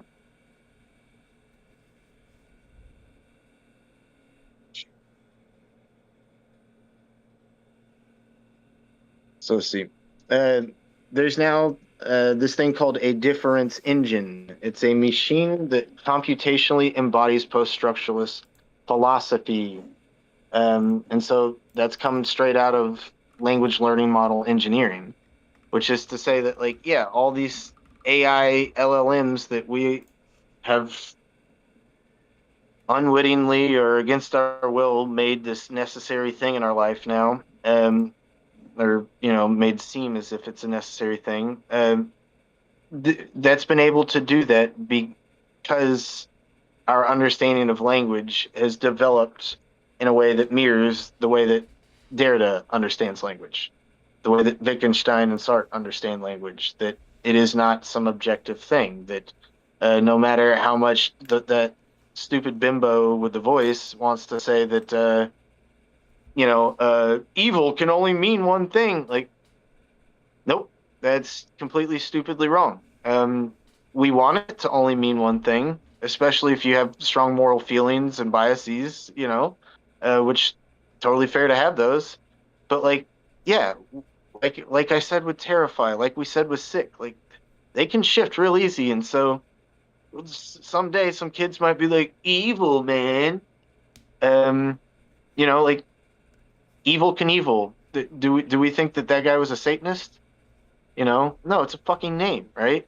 Like, yeah. the word evil in Evil Knievel, does that mean horribly not good? Is that what the connotation means? Or did the word evil shift in its connotation when it was used as a name because it doesn't have some objective meaning, right? And like, I'm even thinking about, their sort of thing, like, Hitler, evil person, right? Eugenics and mass killing of people. But it's just like, oh, but the Hebrews and mass killing the Midianites and the Canaanites, like, that's totally fine, though, because those people are evil, actually, right? Like, what the hell? Like, right. Is it the action that does it? Is it, like, the character of the person? Like, what if they're doing the same thing, but right. why is this one?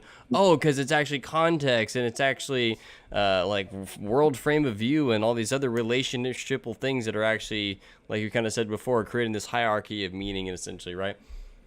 Right. And at some point, like, maybe she conveniently picked good versus evil, but, like, because it's so moralistically, charged, or morally charged, but, like, just say good versus bad. It's a simpler example, right?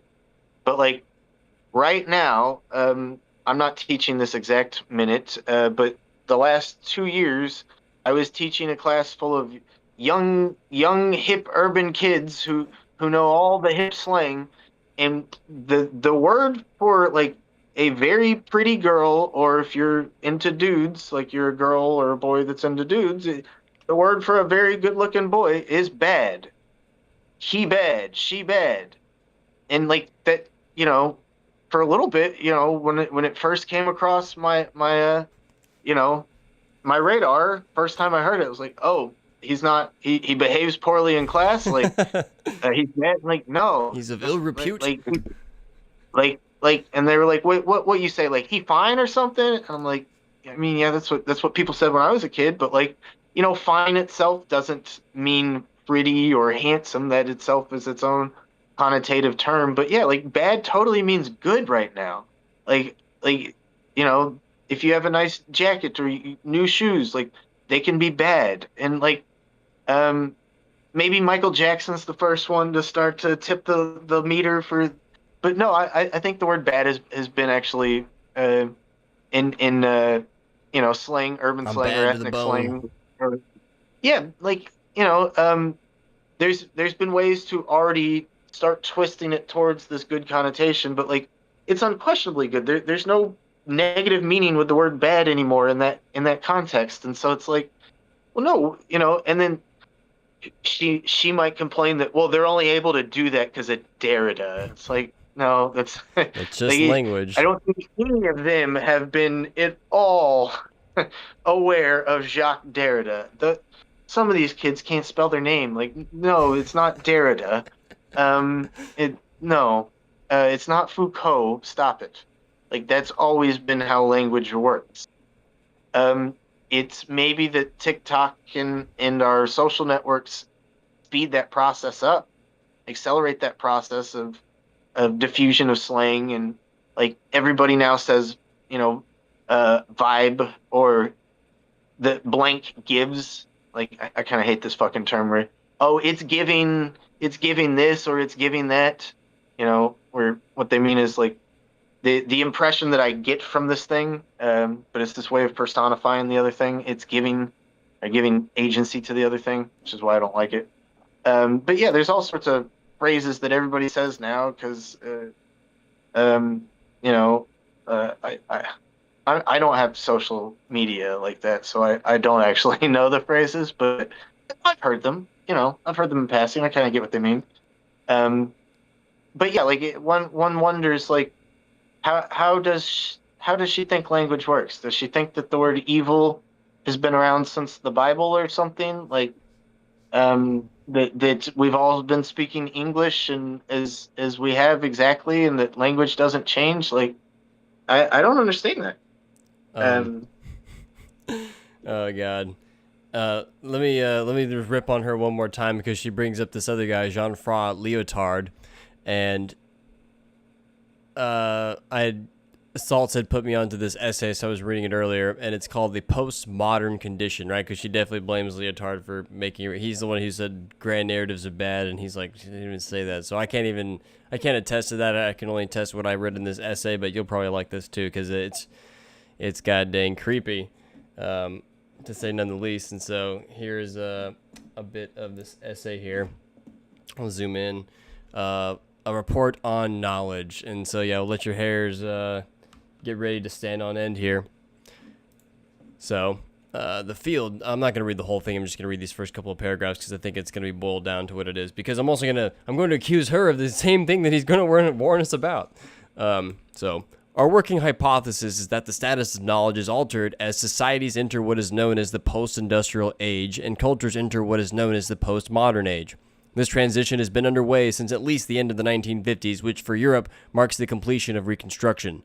The pace is faster or slower depending on the country, and within countries it varies according to the sector of activity. The general situation is one of temporal disjunction, which makes sketching an overview difficult. A portion of the description would necessarily be conjectural. At any rate, we know that it is unwise to put too much faith in futurology. Rather than painting a picture that would inevitably remain incomplete, I would take as my point of departure a single feature, one that immediately defines our object of study. Scientific knowledge is a kind of discourse, and it is fair to say that for the last 40 years, the leading sciences and technologies have had to do with language. Phonology and the theories of linguistics, problems of communications and cybernetics, modern theories of algebra and informatics, computers and their languages, problems of translation and the search for areas of compatibility among computer languages, problems of information storage in databanks, telematics, and perfection of intelligent terminals to paradoxology. The facts speak for themselves, and this list is not exhaustive. These technological transformations can be expected to have considerable impact on knowledge. Its two principal functions, research and transmission of acquired learning, are already feeling the effect, or will in the future. With respect to the first function, genetics provides an example that is accessible to the layman. It owes its theoretical paradigm to cybernetics. Many other examples could be cited. As for the function, it is common knowledge that the miniaturization and commercialization of machines is already changing the way in which learning is acquired, classified, made available, and exploited. It is reasonable to suppose that the proliferation of information processing machines is having, and will continue to have, as much of an effect on the circulation of learning as did advancements in human circulation, transportation systems, and later in the circulation of sounds and visual images, the media. The nature of knowledge cannot survive unchanged within this context of general transformation. It can fit into the new channels, become operational only if learning is translated into quantities of information. We can predict that anything in the constituted body of knowledge that is not translatable in this way will be abandoned, and the direction of this new research will be dictated by the possibility of its eventual results being translatable into computer language. The producers and users of knowledge must now, and will have to, possess the means of translating into these languages whatever they want to invent or learn. Research on translating machines is already well advanced. Along with the hegemony of computers comes a certain logic, and therefore a certain set of prescriptions determining which statements are accepted as knowledge statements. We thus may expect a thorough exteriorization of knowledge with respect to the knower, at whatever point he or may she occupy in the knowledge process. The old principle that the acquisition of knowledge is indissociable from the training, Bildung, of minds, or even of individuals, is becoming obsolete and will become ever more so. The relationships of the suppliers and users of knowledge to the knowledge they supply and use is now tending, and will increasingly tend, to assume the form already taken by the relationship of commodity producers and consumers to the commodities they produce and consume. That is, the form of value. Knowledge is and will reproduce in order to be sold, and it is and will be consumed in order to be valorized in a new production. In both cases, the goal is exchange.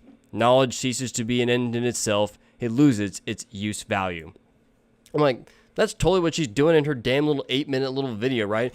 Package it and firing it off and just, just not even just the miniaturization of the actual knowledge itself, but it's like the mere exchange, right?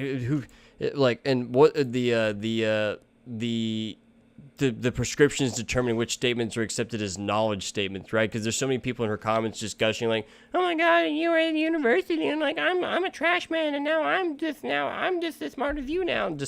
There's no actual proper verifying or veracity verification of any of this stuff anymore, and it's just like for mere exchanging too, and like, oh, I'm swapping information. It's like we are swapping information from the Library of Babel now, basically, right? And like it's just total bad nonsense, just like firing off left and right all the time, and just obviously, the machines becoming miniaturized. Where did he say it? No, you're so right, because like this is a problem I have with like a lot of YouTubers, especially people that just have to like make a profession out of YouTube videos. So like, I don't know, there's this one dude, Kixer, this Irish guy. He's an animator. He's a pretty funny guy, and when he started out, there were all these like kind of organic stories that he was finding that were weird stories, and he was putting animations to them. And now like he's run out of interesting stories, and so it's like at some point even his interesting stories, like other YouTubers are finding those interesting stories, and so they're all just using the same set of like Wikipedia articles to turn into their YouTube videos.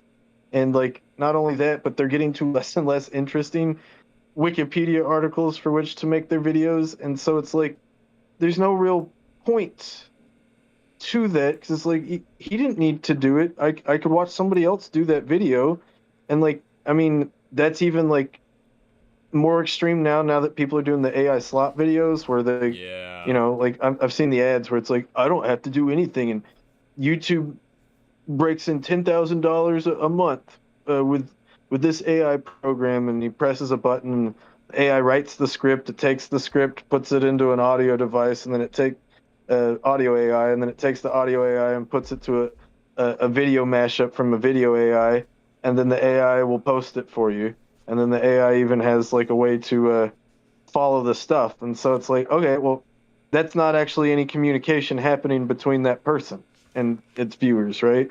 Yep. That communication's totally exterior to the person that's supposedly posting the video. So it is completely exteriorized. And like, I don't think that this bird brain bitch is using too much AI. It probably would come off a little better if she was, but like it at some point it's so close to AI slop that it justifies AI slop. And that's sort of one of the issues, is that like AI slop is justified because it's still better than what a lot of people can make. And so like our threshold for expectations, like, yeah, we'll let the AI slop come in. But like the AI slop is necessarily this quantity over quality thing. Nobody's using AI in this really careful, thoughtful way to make a super awesome video that takes, 8 weeks to put together because they did all these different crazy AI tricks. No, everybody's using AI to shortcut and just, pump and dump. And like, all of that's being expressed here, that we're not only exteriorizing it, we're making it into pure quantities. We're trying to up the quantities, but we're also miniaturizing technology. And so like, we're not just miniaturizing technology, we're miniaturizing this commodified knowledge itself, where we're trying to compactify it, and we're trying to keep the meaning, but like, clearly the meaning's getting absolutely lost. And so like, like, what about this is wrong? What about this is so offensive? Yeah, right. What about this feels like a lie? What about this feels like hoodwinking? The computers were happening before the PM stuff, right? Like computers are coming out of World War II. Postmodernism is a reaction to World War II. Yep. So like, like who's the real boogeyman here? Totally. Yeah, I can't even see it. How could you not read this and then, which didn't take very long, and there's even more to this essay. I just wanted to kind of read these top parts because I was like, oh, dude, like this is nuts. And yeah, that once again, just trying to, we get this real hindered argument, if an argument at all, right? She just said that, all she did is cite Leotard and say that grand narratives is bad, and then she's like patriarchy, like religion, and like something else there that was very mundane and trite. But yeah, I don't know how any person who understands a lot of the modern mechanisms and problems with, not to be like, oh my capitalism, but it's just like but to also just not think or not have any critique of it, and just to put your head in the sand like, oh no, everything is operating totally fine. Like, are you, you're one of those people that think like data centers or whatever, that they're totally useful and not like a blight upon a Borg blight upon the planet or whatever. It's just kind of like, oh, right. Then you don't have one of those souls. Got it. Like, okay, just all right, I understand now. Like, my bad. Like, didn't want to bother you. Like, I literally don't want to waste my time bothering you, actually. Right. No kidding.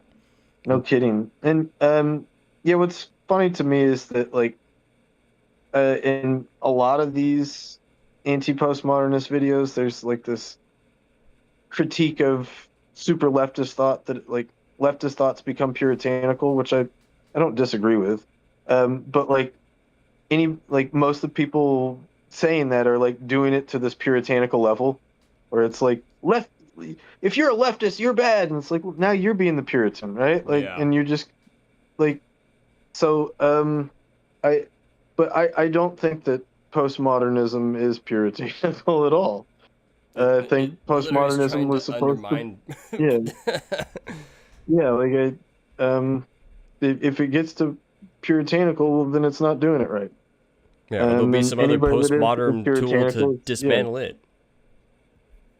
And so like, I don't know, I think it's funny. I think this whole discussion's funny because there's people on all sides that really hate this term postmodernism, that really hate a lot of ideas associated with postmodernism. But like, I think that if I could just ask one thing, people just separate out your complaints about the current historical moment we're in and how things work. Separate that from any like just hating on philosophy, like like meet the philosophers on their own terms and the text on its own terms and see what ideas you specifically do or don't agree with and why you do or don't agree with them and like yeah, try to actually engage with them and don't caricature them or strawman them and because like if you really do want to take this shit down, then like you got to kind of move past it. You can't just complain about it. Like if postmodernism really actually is a boogeyman that you are actually concerned with, then like actually put out your own philosophical texts or your own ideas that combat this satisfactorily. If you think that there's some way to move back towards grand narratives, or if there's some specific version of postmodernism that we haven't got to that would be more satisfying, that you can get to that, like then get there, like go there. But like for the love of God, don't just sit here and complain about it and say our universities are evil and bad because of post-colonial thought. Those evil Native Americans, like that's the one that gets me. Is like everybody's like anti-feminist or anti-minority literature right now, and like why was Helen black? But it's like well, I mean, all those conversations aside, what do you have to say about any like Native American critique? Like like because there are actual Native American writers and theorists out there that have their own post-colonial shit to say, and like, wait, what part of their shit is wrong? Like, seriously, like, what are you gonna say to them? Like, no, we totally did not wipe out your people. Enlightenment did not do that. They'll just say Like, like that's they do with the Aztecs, like, oh, they were out there like killing people and scalping people, and they were just a bunch of dirty, nasty savages and savages. yeah, well, like yeah, like the So it's better that they're not that's here. a little yeah, that's a little too far. That's antebellum thought. We can't go back to antebellum thought.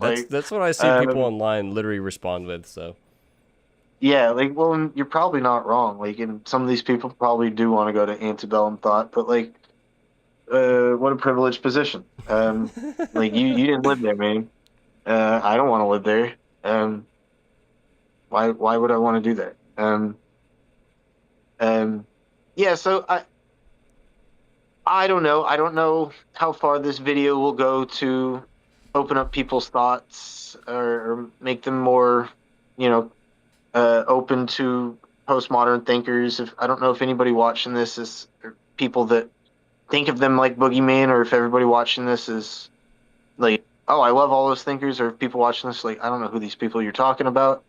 But yeah, like I am just I'm a little disconcerted with how much across the board I see the word postmodernism like a slur, like a cuss word, and like I see smart people saying it too. Like it's not just crazy right wing people. It's not just bird brain spoiled bitches like that girl. It's like a lot of people, and from a lot of walks of life. Communist YouTubers, old British ladies, this one Canadian guy of I think he's Pakistani descent, from Quebec, who's an anthropologist. Like that guy was using the word postmodernism like it was equivalent with fascism, and I was like, whoa! But he's totally this like neoliberal thinker that wants to also tie in history and stuff. So it's like, yeah, dude, I kind of into that. Like, but like, what? Why is postmodernism such a bad word? And he's like, yeah, it's just my experience in the universities, and if you were there and you dealt with it, like, dude, I went to college for 7 years, like, and I was at the height of a lot of that thinking. I was at the height of pushing feminist and queer theory and post-colonial theory, and it was nothing but helpful, and never did it actually dominate any like classical structured class. Like my Latin class was as old and white as it got. Dr. Barry Wood was a champion of Thomas Jefferson and a defender of Thomas Jefferson in a way that most, leftist thinkers are not cool with. Like, no, Jefferson's an evil slaveholder. That's what my buddy Ian or Trey would say. And like, yeah, I've been indoctrinated by Dr. Wood, which, I got indoctrinated against postmodernism in that sense. So like, no, what are you talking about? The university just indoctrinates for however the university wants to indoctrinate, and they're like, I don't know. Yes, the university indoctrinates, but it's got nothing to do with fucking postmodernism. Just that happens to be a popular piece of indoctrination right now. Fine, but like, no, like my qualms with the academy are more Shakespeare related and way less postmodernism related. I think actually Shakespeare scholarship is sadly super devoid of postmodern thought. All kinds of postmodern thought, late stuff, early stuff, all postmodern thought would absolutely fucking unlock Shakespeare, in whole magnitudes. And like that's what me and Brady were arguing with our Faustus video. That's what I argued years ago with our defensive poetry video. Like the only people that seem to actually understand Sydney are people that have been ensconced with postmodern thought. Like anybody before it, it's laughably stupid their understandings of Sydney. And like I don't know, like I feel like that's probably true of most Elizabethan literature. That our buddy David Richardson's right that Elizabethan literature does actually super hardcore prefigure not just Enlightenment and modern thought, but postmodern thought. And Shakespeare was already there. Not just Shakespeare, Marlowe, Johnson, Marston, a lot of them are there. In fact, like it's partly what the War of the Theaters is about: is tearing down Johnson's bullshit grand meta narratives and letting it open for freedom of thought and freedom of composition in a way that Marston and Dekker were much more, champions of, and I would argue Shakespeare too. I would argue that Shakespeare is a fucking nihilist, and if you don't like that, don't read Shakespeare. Poison Pen Girl, like if you ever do watch this, like move to Florida, just quit reading Shakespeare. You don't get it. If you don't like that there's transgenderism in Shakespeare, move to Florida. They won't let you read it there.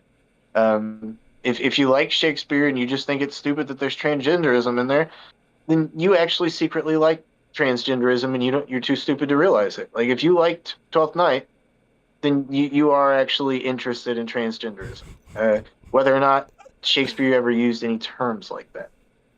So like, yeah, just, I don't know, quit saying stupid things, probably cancel your YouTube channel, and go, read more, and like read it actually. Don't just like look at it and like, I don't know, do the best you can. I know you're not working much, so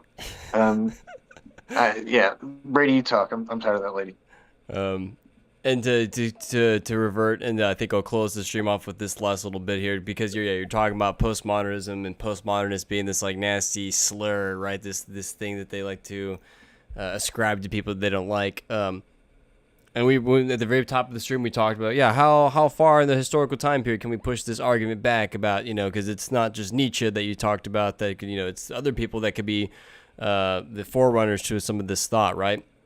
And I'm going to argue that, so I've been reading this for a while here, and another term that often gets used as a nasty slur, people that are just, against the power structures and that are just doomers or that are ne'er-do-wells, are the Epicureans, because it seems to me that the Stoics, who want to be these grand narrative peoples, right? Like they're all about the word and the logos and the structures of things and everything and all that stuff, and they're going to worship it and blah, blah, blah, blah. And the Epicureans, as far back as the classical Greek period, are going, nah, bro, I think that's a social construct. I think we're kind of like making it up as we're going, and it's going to change in like 100 years or 200 years as it changed from back then too.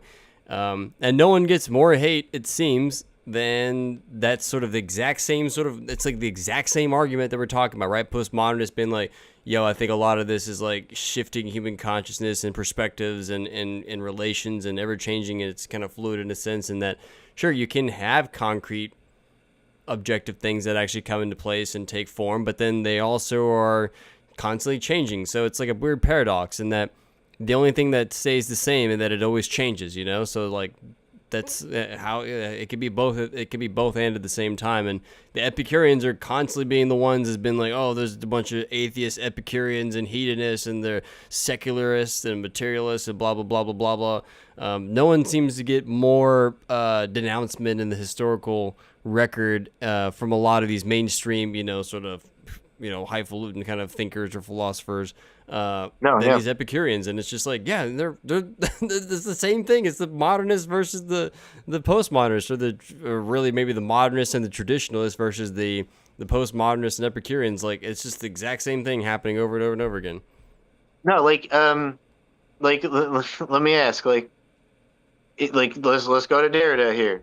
If I say the word Stoic, is that a positive or negative connotation, colloquially speaking? I guess today, maybe it's now finally getting a little less positive, but I feel like for a while it's been like, oh, Marcus Aurelius and reading Stoic and blah, blah, blah, blah. It's definitely been more of a positive thing. And like, Jordan Peterson, read your Stoic and read your Marcus Aurelius. Yeah. So, like, I don't know. Yeah, you look up Stoic and you can go find the Daily Stoic YouTube channel, and you guys got like 7 billion followers, right? You look up Epicurean, like, is Epicurean a positive or negative word? Yeah, it's always viewed as more of like a, you know, hedonism, and someone who is... you look up the Epicurean YouTube channel, it won't even be philosophy, it's a fucking food channel, right? Like, it's so negative that it's like washed out of philosophy. But yeah, like, if I ask you Platonic, positive or negative connotation? Platonic, positive, yeah. Yeah, a platonic friendship, platonic form, right? Aristotelian.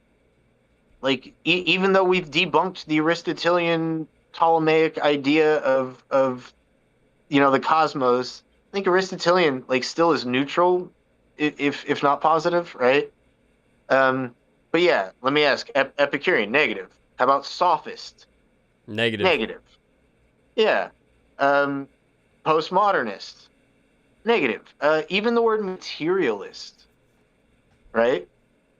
Materialist. Oh, that means you're shallow and you just want to buy stuff, right? Yep. And so it's like, you can see who's running shit by doing that.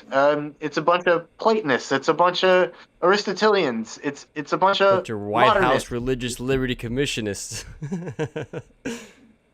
And so, like, yeah, not just running shit now, but have been running shit for, you know, 2.5 millennia. There's never really been a little blip where it's like, oh, but sophist is a good word now. Like, sophist means you're into wisdom. That's what the word means. Yep. Wisdom. Like, how can that be a bad thing? But no, that's sophistry. But yeah, like, I happen to be a personal fan of Protagoras or Protagoras or Gorgias or Gorgias, or you know, even I don't know if Anaximander counts sophist or not, but Anaximander, someone like that, or like, I'm a huge fan of Epicurus, like, and I'm a fan of the Cynics, I'm a fan of the Skeptics. Like, yeah, I was gonna say the Cynics too. Yeah. I don't hate the Stoics. I think the Stoics are actually kind of interesting and cool when they start out. I don't like what it turns into with Cicero and Aurelius and all that. And like, I'm not against their stuff. I think it's helpful. It's just like this. It's no longer a understanding about the world, and it's more this like self-help book. But like, yeah, I'm sure it's helpful. Like, yeah, hell yeah. But yeah, like at some point, those are the philosophers that are more cool with nihilism, right? They're not cool with it as in like, yay, nihilism, but like, they're willing to like grapple with it. And I just think that if you're not grappling with it, like, really, what kind of philosopher are you? Like, if you're not actually grappling with nihilism, and nihilism's it's a real thing, man. It's a real thing.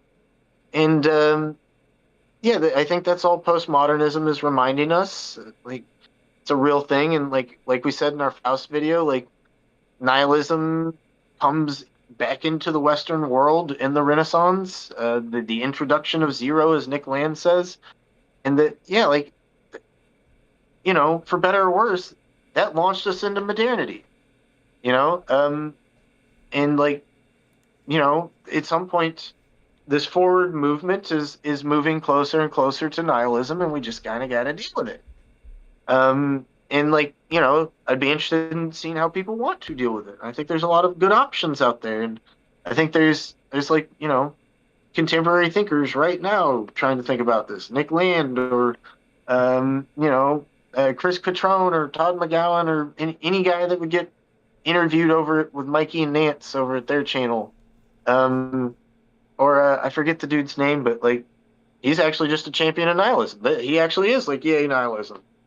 Josh something, super like post Nietzschean, post Deleuze kind of guy, post Heidegger kind of guy, and like, just like that's what religion is supposed to be dealing with.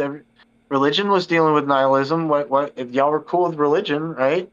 What is Satan or hell other than nihilism? What is losing God's grace other than nihilism, right? Yeah, like Cain wandering the earth. Like, tell me that's not nihilism, right? The Bible's able to grapple with it and try and come up with stuff. Like, it was so much a thing that they had to fucking send a guy down and put him on a cross, for Christ's sake. Literally. Like, I'm not joking. Like, nihilism was all over the Old Testament. Like, that's what the New Testament is this thing like, oh shit, we got to deal with the nihilism, and maybe they got to hide it and use their Platonist ways, and at some point that's what Plato is. And like, I just think that like Plato and the Bible are actually dealing with it.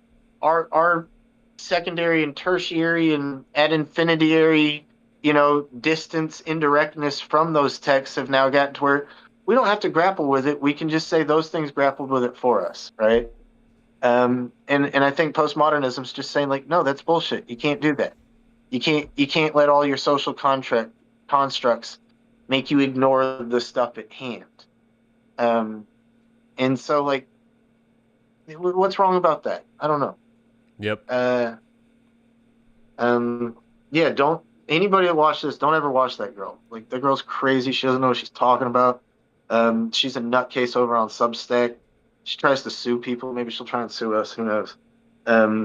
She's an absolute tyrant. And people say that the only people that follow her are like part of a cult or something. So I don't know if that's true or not. I guess it's true. Like, how the fuck else can you listen to that girl? Like, literally just an auditory level.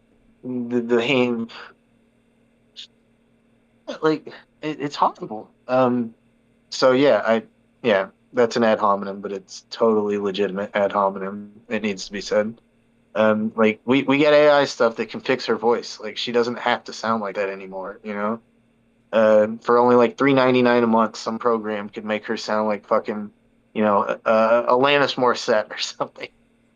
25 a year for the voice mod one when I used to do D&D stuff, and yeah, they have an Odin voice, so yeah, she should just do that and then just turn herself into a lizard, or do one of those like those things where they change your image or whatever.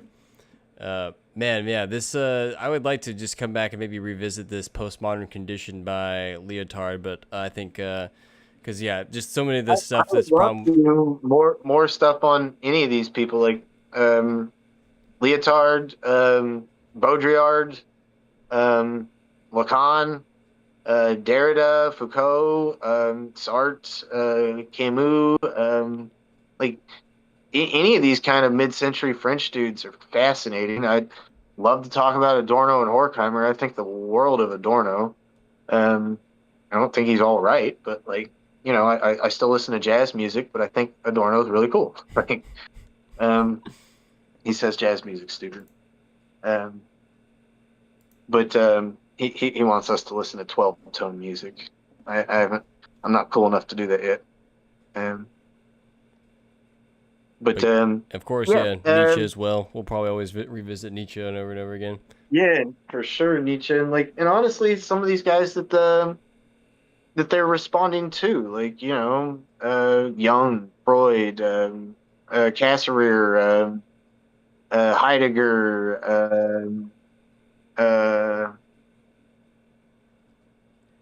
Gadamer, Habermas. Like Habermas is actually like, I guess he's technically the last modernist, not Noam Chomsky, but I don't know who's older.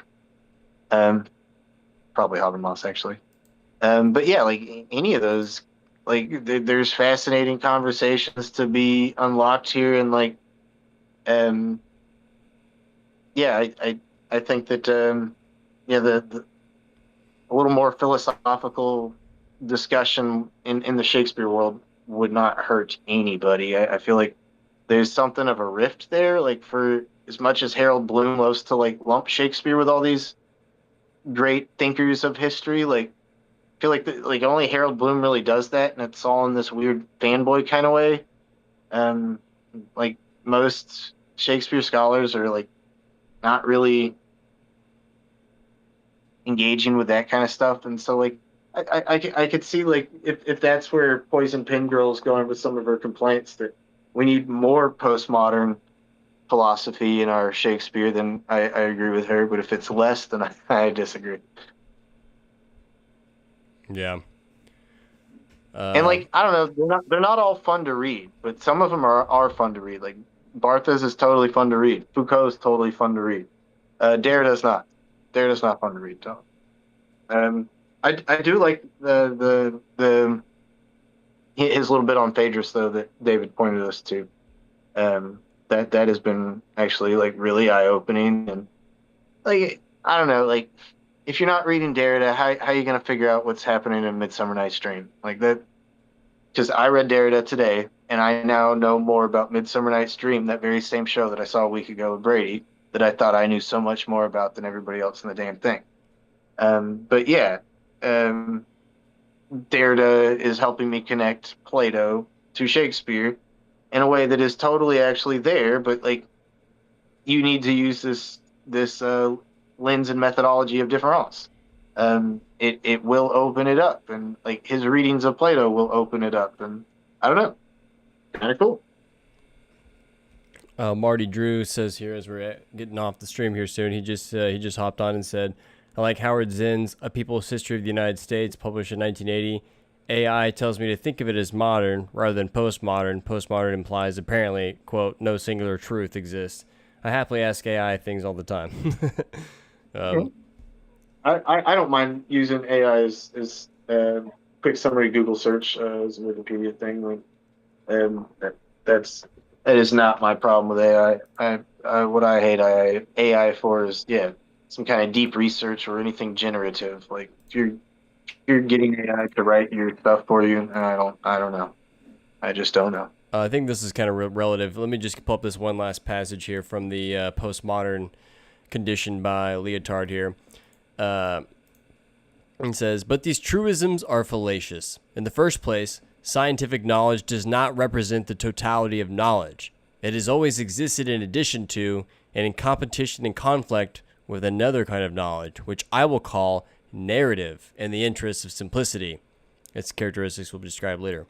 I do not mean to say that narrative knowledge can prevail over science, but its model is related to ideas of internal equilibrium and conviviality, next to which contemporary scientific knowledge cuts a poor figure, especially if it does undergo an exteriorization with respect to the knower and an alienation from its user even greater than has previously been the case. It's like, tell me Shakespeare studies and go, just in general, more in relation to that stuff, right? Yeah, the narrative knowledge over the scientific knowledge. And it's like, oh my God, yeah, dude, holy shit. Yeah, no, and it's so true that scientific knowledge does cut a poor figure like that. That is the sort of nakedness of materialism, of objectivity, of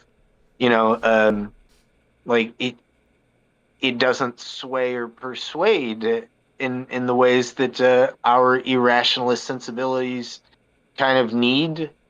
And like without some narrative framework, science is a lot of disparate facts and understandings, and so there is something of a mythological framework that you need to put these ideas and facts into a narrative. And so like it's kind of also like We're in why. a point now though where we can't like we're having a hard time like drawing the line in between, and like we're also at a point where like some of us like don't even want to draw the line in between, and we just want to push the full persuasive point, and like that I think that's what all the postmodern complaint is about, is that the narratives have overtaken the sort of objectivity or truthfulness, but like this isn't Leotard saying we should absolutely do that, but neither is this Leotard saying that we should absolutely avoid that. Yep. This is Leotard saying that the material circumstances will lead us towards that, and we have to contend with that somehow. And it's just like, I've heard people bemoan, and, people in the comments have said, like, oh, Brady and Chance, you need to put out your Shakespeare authorship theory, right? You'll need to put out your stuff, right? Where all we keep trying to do is kind of we just keep slowly trimming the fat of what we think we know about things, right? We have never been like, and here's our candidate, it's Philip Sidney who did the stuff. Like, sure, we've pitched some things like that, and we definitely, like, we have question marks, but a lot of it, but we have not made a definitive, like, here's the narrative. We haven't done the Phoebe de Vere. Here's Oxford, your hidden Shakespeare hand the whole time. Here's John Florio, your hidden hand the whole time. Here's like this grand thing that accommodates all of it, because if you really have the scientific knowledge, you'd easily be able to start pulling one thread and unravel the whole narrative pretty quickly, So it's just like, right. This is kind of how it seems like it needs to go. Just careful. Oh, well, we stepped in a pitfall.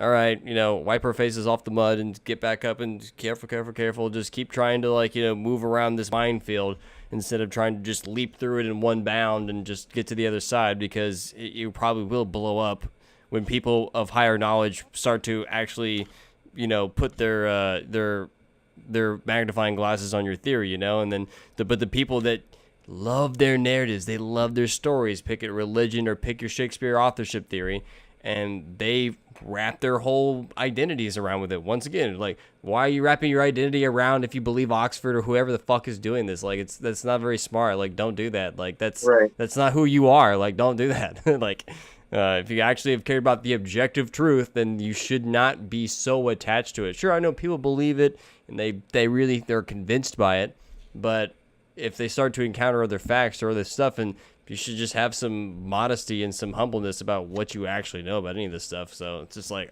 I don't know. Right. It's just like, all I can, I could kind of point out my observations, but I'm not going to be like, here's what it is, because I don't think it's just one person, right? Is that me beholden to a narrative? Yeah, maybe so, but I'm like, but I kind of think your guys are there too, Like, and I think that person's, I see where y'all are coming from, so. Right. And what I find fascinating about this sort of phenomenon or situation is that, like, it does call two things, like, it brings to bear that, it puts a charge of two things on you, like the onus of two things, that you got to, on one hand, try to be hyper rational, right? Like, you have to try to be hyper rational, to be scientific, to not fall prey to any of these narratives, right? But I think that there's this secondary, underlying hidden meaning, if you will, that you can't just be hyper rational, that human beings don't work like that, that it cuts a poor figure, right? And that, like, at some point, like, if you were completely objective, then you almost don't have a foot to step off on to make a hypothesis, to pick a direction to look. Like we were saying about language, like, you do have to cut away the other stuff and focus on one thing, for words to work, for communication to happen, for consciousness to happen. And so at some point, like, I think that's where I do sort of say that, like, I don't think that postmodernism champions irrationalism, but I think postmodernism says that you have to be aware of irrationalism, and that you do have to work with those parts as well as the rationalist parts. And so, being more rationally aware of your irrationalism can help. But also sort of,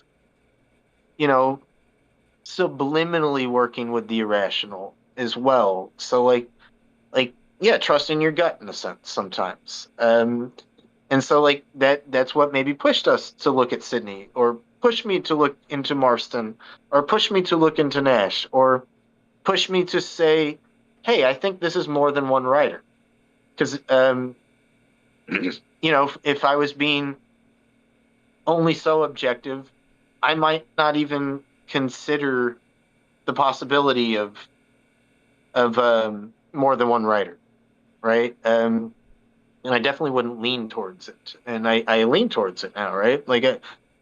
So I do have my own values and biases in here, but like, at no point does that really come out to something like a conclusive, satisfactory proof. Like that's just that's my own. What do they call it? Intrinsic knowledge versus extrinsic knowledge, and that I think we have to sort of gauge those against each other. That there is the intrinsic knowledge is more than just the rational, but the extrinsic knowledge can't be more than just the rational. And so at some point, what Leotard's saying here is that you do have to try to keep the rationality of the science so that the narrative doesn't overtake. But you also have to be aware that narrative will be necessary for the movement forward, right? And so it's like a balancing act. Yeah.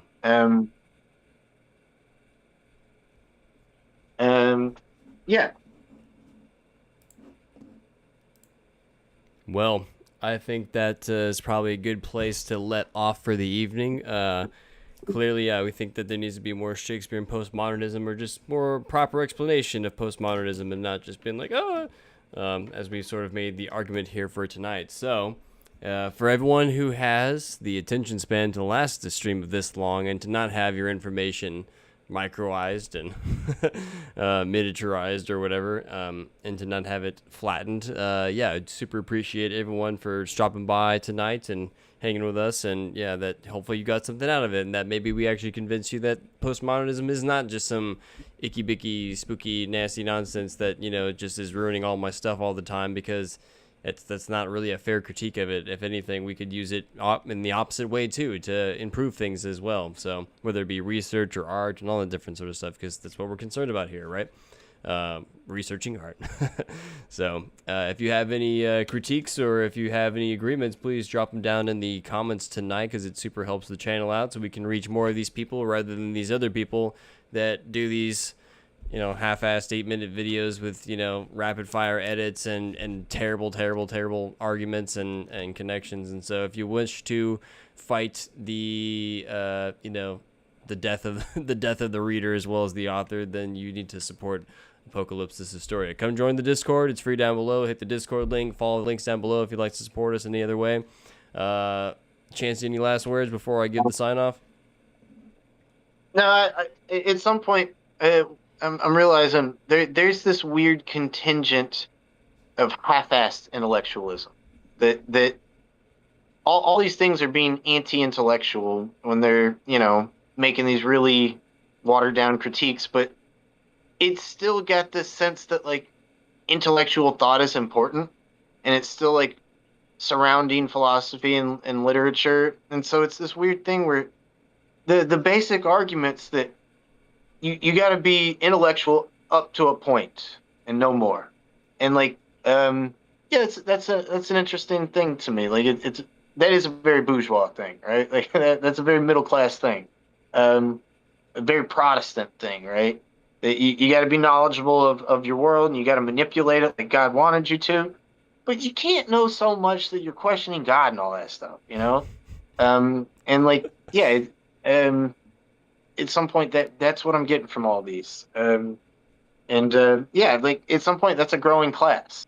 That's its own class that's burgeoning in our society or societies right now, is this growing class of half-assed, half-learned, quasi-intellectual, pseudo-intellectuals. That is the meek inheriting the earth. It's almost like we're getting this so-called Brahmin caste, this educated Brahmin caste. It's almost splitting into two, and we're getting a working class version of that Brahmin caste, and that's what this half-assed intellectualism is. And maybe some other people might watch us and be like, "Oh, you are part of it," and sound off in the comments, please. But maybe we're just a little above those other people. That's all I got. But yeah, thanks for tuning in, guys. Shout out to David. Shout out to Derek. Shout out to Daniel. Shout out to Mark. All my pen pal buddies. Shout out to James. Shout out to Mike D. Eve. Shout out to Marty. Shout out to my old student Marty as well. We got multiple Martins in here. Yeah, thank you guys for tuning in. Thank you for watching. Yeah, sound off some ideas. Let us know future video ideas. We're always thinking of how to expand, and we will be doing some authorship question stuff at some point soon too. Just debating on which ones, because I always want to be real careful about that. And I can fire off from the hip a little more with these philosophy, movie, whatever discussions. So it's all related anyway. So, yeah, follow the links down below. Drop some comments. Thanks, Marty, for dropping by tonight. Zaralath, good to see you as well. Otherwise, read it all for yourself. Read all these postmodernists for yourself. Don't be scared away from it. You can do it. Nullius in verba, everyone. We will see you all in the next video. Adios.